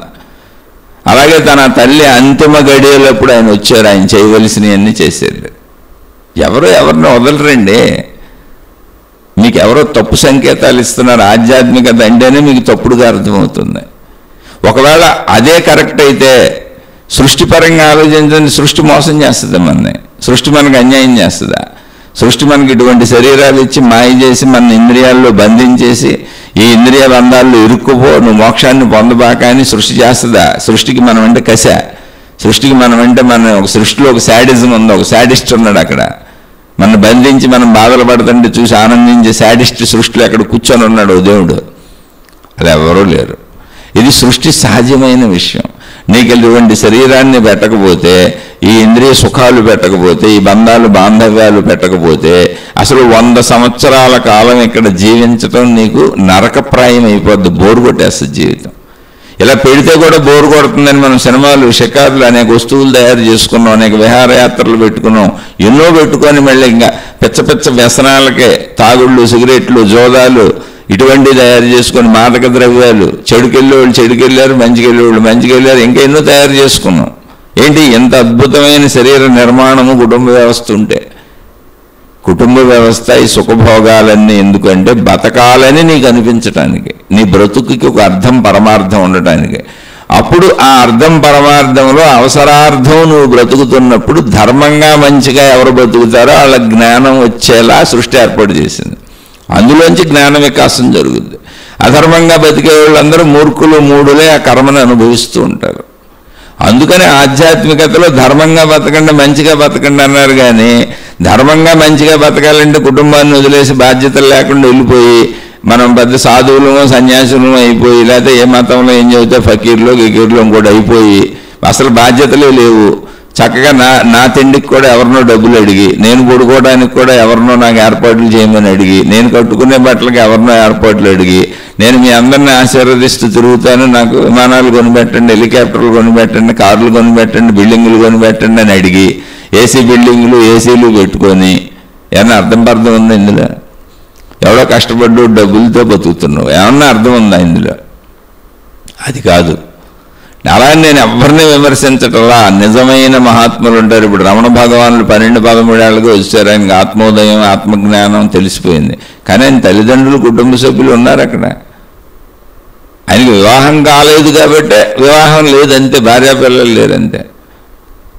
వివాహం అయి ఉంటే భార్యాపిల్లలు కూడా ఉండేవాళ్ళు. ఏముంది అందులో పెద్ద విషయం? అంటే ఇదంతా ఎందుకు చెబుతున్నానంటే, కుటుంబ వ్యవస్థ అనేది సృష్టి చేసిన సహజ ఏర్పాటు. ఈ సహజ ఏర్పాటుకి భంగం ఎవరూ కలిగించరు. కాబట్టి మనసును అణుచుకోవటం కాదు, అర్థం చేసుకోవటం, ధర్మంగా మంచిగా ఉండటం అంతే. ఇక్కడ అణుచుకునే ప్రక్రియ లేదు. అంటే పాపం సోదరికి ఎంత డౌట్ వచ్చింది చూసారా? ఏమంటే మనసును అణుచుకోమంటే ఎలా కుదురుతుందండి? భార్య ఇప్పుడు భర్త అన్నాక మరి చక్కగా ప్రేమించకుండా ఎందుకుంటాం? భార్య అన్నాక ప్రేమించకుండా ఎందుకుంటాం? సుఖభోగాలు పొందుతున్నాం వాళ్ళతో. అసలు భర్త అంటే, భార్య అంటే శారీరక సుఖాలు కూడా పొందుతున్నామే. అంత సుఖం ప్రపంచంలో ఎక్కడ దొరకదే. తద్వారా కదా పిల్లలు వచ్చారు. మేము కన్న పిల్లలు కదా, మా పిల్లలు కదా. ఎంత ప్రేమ ఉంటుంది, ఎంత అభిమానం ఉంటుంది, ప్రాణాలు పెట్టేయాలని ఉంటుంది. అలాగే ఆ పిల్లల్ని పెంచుకుంటుంటే ఎంత వాత్సల్యం ఉంటుంది, ఎంత అనురాగం ఉంటుంది. అక్కడ నటించడం ఏంటి? ఎవరు చెప్పారు తామరాకుపోయి నీటి బొట్టు? తామరాకుపోయి నీటి బొట్టులా అంటే అర్థం నీళ్ళల్లో నీళ్లు కలిసిపోయినట్టుగా ఐక్యత కుదరదు. అలా ఇద్దరూ కలిసి ఉండండి. తామరాకు మీద నీటి బొట్టు ఉంది. భార్యాభర్తలు ఇద్దరు చక్కగా ఎప్పుడు అలా కలిసి ఉండండి, కలిసిమెలిసి ఉండండి. తామరాకును వదిలిపెట్టి నీటి బొట్టు వెళ్ళిపోలేదు. నీటి బొట్టుని నా మీద వద్దు నువ్వని తామరాకు విసిరివేయలేదు. రెండు అక్కడే ఉన్నాయి, అక్కడే ఉంటాయి శరీరాలు ఉన్నంత వరకు. అలా ఉండండి. ఐక్యత కుదరదు. చక్కగా ప్రేమించుకోండి, హాయిగా ఉండండి, అంత ధర్మంగా మంచిగా. ఇతరులను మోసగించబాకండి. నీ బిడ్డల కోసం, నీ భార్య కోసం, నీ భర్త కోసం, నీ కుటుంబం కోసం, నీ తల్లిదండ్రుల కోసం, నీ అన్నదమ్ముల కోసం, నీ అక్క చెల్లెళ్ళ కోసం ఏ ఒక్క మనిషిని నువ్వు మోసగించినా అది తప్పు. ఎందుకంటే అందరూ నీలాంటి మనుషులే. అందరికీ నీలాంటి కుటుంబాలే ఉన్నాయి, అందరికీ నీలాంటి శరీరాలే ఉన్నాయి, అందరికీ నీలాంటి ప్రేమలే ఉన్నాయి, అందరికీ నీలాంటి బంధాలు, బంధుత్వాలే ఉన్నాయి. కాబట్టి నువ్వు ఎవరిని మోసం చేయకూడదు. వీలైతే వాళ్ళకి సహకరించు. కుటుంబ సంబంధ బాంధవ్యాలలో ఎవరైతే పరిపూర్ణమైనటువంటి ప్రేమతో, నిస్వార్థంగా, నిష్కపటంగా తన వాళ్ళకి తాను చేసుకుంటూ, తన వాళ్ళని ప్రేమించుకుంటూ జీవిస్తారో, అలా జీవిస్తూ వీలైతే కొంచెం సమాజానికి కూడా మేలు చేస్తూ సత్కార్యాలతో జీవిస్తారో, అలాంటి సమాజానికి మీరు మేలు చేయకపోయినా పర్వాలేదు, కీడు చేయొద్దు. మీ కుటుంబ బాధ్యతలు సక్రమంగా చేసుకోండి, మీ కర్తవ్యాలు సక్రమంగా చేసుకోండి. కేవలం మంచిగా, ధర్మంగా మాత్రమే నిండు 100 ఏళ్ళు మీ బాధ్యతలు చేసుకుంటూ కుటుంబ సుఖాలు అనుభవిస్తూ హాయిగా ఎవరు బతుకుతారో వాళ్ళకి ఆటోమేటిక్గా ఆత్మజ్ఞానం అదే వచ్చేస్తుంది. ఎందుకంటే మంచిలోంచి అది వచ్చేస్తుంది, ధర్మంలోంచి అది వచ్చేస్తుంది. ఇప్పుడు కుటుంబ బాధ్యతల్లో ఉండే సుఖభోగాలన్నీ ఎంతకాలం ఉంటాయి? యవ్వనమే. వృద్ధాప్యం వచ్చేటప్పటికి ఆటోమేటిక్గా సుఖలాలస తగ్గుద్ది. ఇవన్నీ అనుభవిస్తూ వెళ్ళిన జీవన జ్ఞానం పెరుగుతూ ఉంటుంది.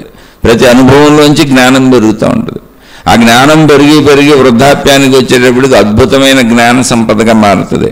నీలో నీ వ్యక్తిత్వాన్ని నీకే చూపిస్తుంది, నీ మనసుని నీకే చూపిస్తుంది, నీ బుద్ధిని నీకే చూపిస్తుంది. వీటిని అన్నింటినీ ఉపయోగించుకుంటూ ధర్మంగా మంచిగా జీవించటం 100 ఏళ్ల పాటు ఈ సమాజంలో అనేది పెద్ద తపస్సుది. తపస్సు చేసే తప్ప మంచిగా జీవించలేవు. కుటుంబ సంబంధ బాంధవ్యాలలో కానీ, ప్రపంచం మనుషుల మధ్య కానీ నువ్వు ఎంతో తపస్సు చేస్తే తప్ప, నిన్ను నువ్వు నిగ్రహించుకుంటే తప్ప మంచిగా ధర్మంగా జీవించడం కుదరదు. ఆ తపస్సు చేసిన వాళ్ళందరికీ ఆత్మజ్ఞానం ఆటోమేటిక్గా లోపలే మీకే అర్థమైపోద్ది, మీకే తెలిసిపోద్ది. ఇక్కడ ధర్మంగా మంచిగా ఉండడమే తపస్సు. అందుకని కుటుంబ సంబంధ బాంధవ్యాలలో నువ్వు ఇరుక్కుపోయేలా నీకు శారీరక ఆకర్షణలు, ఇంద్రియ ఆకర్షణలు పెట్టబడినాయి. నీ ఇంద్రియాలకు సుఖ అనుభవాలు పెట్టబడినాయి. నువ్వు వాటిని అనుభవిస్తుంటే సుఖభావన కలిగేలా పెట్టబడింది. అది నువ్వు తెచ్చుకుంది కాదు, అది సృష్టి చేసిన ఏర్పాటు. ఆ ధర్మసుఖంలోంచి, ఆ మంచి సుఖంలోంచి సుఖభోగాలను ధర్మంగా మనం మంచిగా అనుభవించాలనే ప్రయత్నం తపస్సు అవుద్ది. తపస్సు చేస్తే తప్ప, ఎంతో కృషి చేస్తే తప్ప నువ్వు ధర్మంగా మంచిగా ఉండలేవు. ఇంత ప్రపంచంలో, ఇంత కుటుంబంలో, రోజువారీ జీవితంలో ఎన్నో ఘర్షణలు, సంఘర్షణలు వస్తాయి. అయినా నువ్వు మంచిగా ఉండాలి, ధర్మంగా ఉండాలి అంటే తపస్సే చేయాలి, నిన్ను నిగ్రహించుకోవాలి. అలా నిగ్రహ శక్తి కలిగినటువంటి వాళ్ళు జ్ఞానులు అయిపోతారు ఆటోమేటిక్గా. అది ముందుకు వెళ్తుంటే తెలుస్తుంది. ఇలా ఎన్నో ఉదాహరణలు చెప్పుకోవచ్చు. ఎవరు ఎక్కడ కుటుంబాలను వదిలేయమని లేదు, రమణులు అసలు చెప్పలేదు. నాకు తెలిసినవి కొన్ని మీకు ఉదాహరణగా చెప్పాను. ఇంకా వాళ్ళు చెప్పుకోవచ్చు. ఇక్కడికి మీకు ఇది సరిపోయింది, అర్థమైంది అంటే ఈ శీర్షికని ఇక్కడికి ముగించేసుకుందాం. చక్కగా మీరు అర్థం చేసుకొని మీ కుటుంబ సంబంధ బాంధవ్యాల్లో నటించబాకండి. తామరాకుపోయి నీటి బొట్టు అంటే నటించడం కాదు, మనసు అనగడం అన్నారు రమణ మహర్షి. మనసును అణుచుకోవటం కాదు, అణుచుకోవటం అనే బలవంతపు ప్రక్రియ కాదు, మనసు దానంతటది అనగటం. అంటే నిద్రలో తనలో తాను విలీనమైపోయి గాఢ నిద్రలోకి వెళ్ళి నేననే భావన ఎలా తొలగిపోయిందో, జ్ఞాన ప్రకాశంతో నువ్వు ధర్మంగా మంచిగా బతికినప్పుడు ఆ మంచిగా ధర్మంగా బతకడానికి నువ్వు చేసినటువంటి సాధన వలన, తపస్సు వలన మనసు అణిగిమణిగి ఉంటుంది. అది మనసు అనగటం అంటే. అంతే తప్ప బలవంతంగా అణిచేసి వదిలేయటం కాదు. వదిలేయమని అసలు ఎవరో చెప్పలేదు. ఎవరన్నా అలా మీకు చెబితే వాళ్ళు తప్పులు చెబుతున్నారు. మీరు అటువంటి తప్పుడు జ్ఞానాన్ని వినబాకండి. మీ వాళ్ళని మీరు చక్కగా ప్రేమించుకోండి. రమణ మహర్షి తన తల్లికి మాతృభూతేశ్వర ఆలయం కట్టారు. శంకర భగవత్పాదులు తన తల్లి కోసం నదినే రూటు మరిల్చారు. ఇలా ఎంతోమంది మహాత్ములు తన తల్లిదండ్రుల కోసం, తమ పిల్లల కోసం, తమ కుటుంబ సభ్యుల కోసం, అన్నదమ్ముల కోసం, అక్క చెల్లెళ్ళ కోసం సర్వస్వం చేశారు. రామచంద్రుడు అడవికి వెళ్ళిపోతుంటే లక్ష్మణుడు తన సర్వస్వాన్ని వదిలిపెట్టి ఆయనకి సేవ చేయటానికి అన్నా వదిలిన వెనకాల వెళ్ళిపోయాడు. ఎవరు కాదన్నారు? అలా ఉంటే బంధాలు, బాంధవ్యాలు అవి, బంధుత్వాలు అవి. ఇటువంటి అద్భుతమైన చరిత్రలను పెట్టుకొని ఎవరో చెప్పింది తప్పుగా అర్థం చేసుకోవటమో లేదా వాళ్ళు తప్పుగా చెప్పటమో జరుగుతుంది తప్ప అటువంటిది ఏమీ లేదు. మీ కుటుంబ వ్యవస్థలో మీరు హాయిగా సాగండి, ధర్మంగా సాగండి, మంచిగా సాగండి. అదే మిమ్మల్ని అనంత ఆత్మతత్వం వరకు తీసుకెళ్ళిపోద్ది. అదే మీలో జ్ఞాన సంపదను పెంచుద్ది. మంచి ధర్మము తప్పారా మీరు పొరపాటుగా నడుస్తున్నట్టు అర్థం. బాధ్యతలు, కర్తవ్యములు మీ చేత ఎవరైనా గురువులను, దేవుళ్ళను, మతాలను, మార్గాలను అది గొప్పదని చెప్పి మీ చేత బాధ్యతలు తప్పించారా, మీ కర్తవ్యాలు తప్పించారా, మీరు చేయవలసినటువంటి ధర్మాలు తప్పించారా, మీరు తప్పులోకే వెళ్ళిపోయినట్టు వాళ్ళు కూడా మీ చేత తప్పుడు పనులు చేస్తున్నారు. ఇక అది మీరు నిర్ణయించుకోండి, మీ ఇష్టం అది. కానీ సత్యం ఇది. దానికి సత్యానికి ఆధారంగా ఎన్నో ఆధ్యాత్మికమైనటువంటి, భక్తిపరమైనటువంటి, దైవీపరమైనటువంటి, మతపరమైనటువంటి గ్రంథాలు ఎన్నో ఉన్నాయి. వెళ్ళి చదువుకోండి, మీకు కూడా అర్థమవుద్ది. ఒకవేళ కాదు మీకు ఇక్కడికి ఇంకా అర్థం కాలేదు అంటే శీర్షికని ఇక్కడికి ముగిస్తున్నాను. ఒకవేళ అర్థం కాలేదు అంటే మళ్ళీ తప్పకుండా ఎక్కడ ఏం అర్థం కాలేదో, ఇంకా మీకు ఏం వివరం కావాలో మళ్ళీ ప్రశ్నించండి. నాకు తెలిస్తే విశ్లేషించే ప్రయత్నం చేస్తాను. నాది కేవలం విశ్లేషణ మాత్రమే. ఇది నా సొంత అభిప్రాయాలు, నా సొంత ఆలోచనలు. నచ్చితే ఇందులో మంచి ఏమన్నా దొరికితే తీసుకోండి, చెడు ఉంటే వదిలేసేయండి. ఒకవేళ ఎవరికైనా అసలు నచ్చకపోతే నేను చెప్పింది మొత్తం చెడు అని మీకు అనిపిస్తే దయచేసి నన్ను క్షమించి వదిలేయండి. నేను సామాన్యుడనే. కానీ ఎప్పటికీ భూమి మీద మానవ జాతి, మనుషులనే వాళ్ళకి ప్రాముఖ్యత ప్రథమమైనది తమ కుటుంబ జీవితమే. తన శరీరాన్ని తాను రక్షించుకుంటూ, తమ కుటుంబాన్ని తాను సంరక్షించుకుంటూ, తన కుటుంబ బాధ్యతలు సక్రమంగా నిర్వర్తించే వాళ్ళు మాత్రమే నిజమైనటువంటి మనుషులు. వాళ్ళు మాత్రమే దైవత్వాన్ని, మోక్షతత్వాన్ని పొందగలుగుతారు. మిగిలిన వాళ్ళు పొందలేరు. ఇది నా స్వీయత, ఇది నాకు అర్థమైన జ్ఞానం, ఇది నా సొంత జ్ఞానం. మీకు నచ్చితే తీసుకోండి, లేకపోతే లేదు. అంటే ఆధ్యాత్మికతలో అనేక మంది మహాత్ములు అందించినటువంటి, అనేక మతాలలో అనేక రకాలుగా అనేక మహాత్ములు అందించినటువంటి జ్ఞానం నాకు ఎలా అర్థమైంది, నాకు అర్థమైంది మీకు చెబుతున్నాను, మీతో పంచుకుంటున్నాను. మీకు నచ్చితే తీసుకోండి, నచ్చకపోతే వదిలేసి నన్ను క్షమించి విషయాన్ని ఎక్కడికి వదిలేసి మీకు నచ్చిన మార్గాల్లో మీరు సాగిపోండి. శుభమస్తు. మీకు, మీ కుటుంబ సభ్యులకు మేలు చేకూరుగాక. మరలా మరొక కొత్త శీర్షికతో కలుసుకుందాం.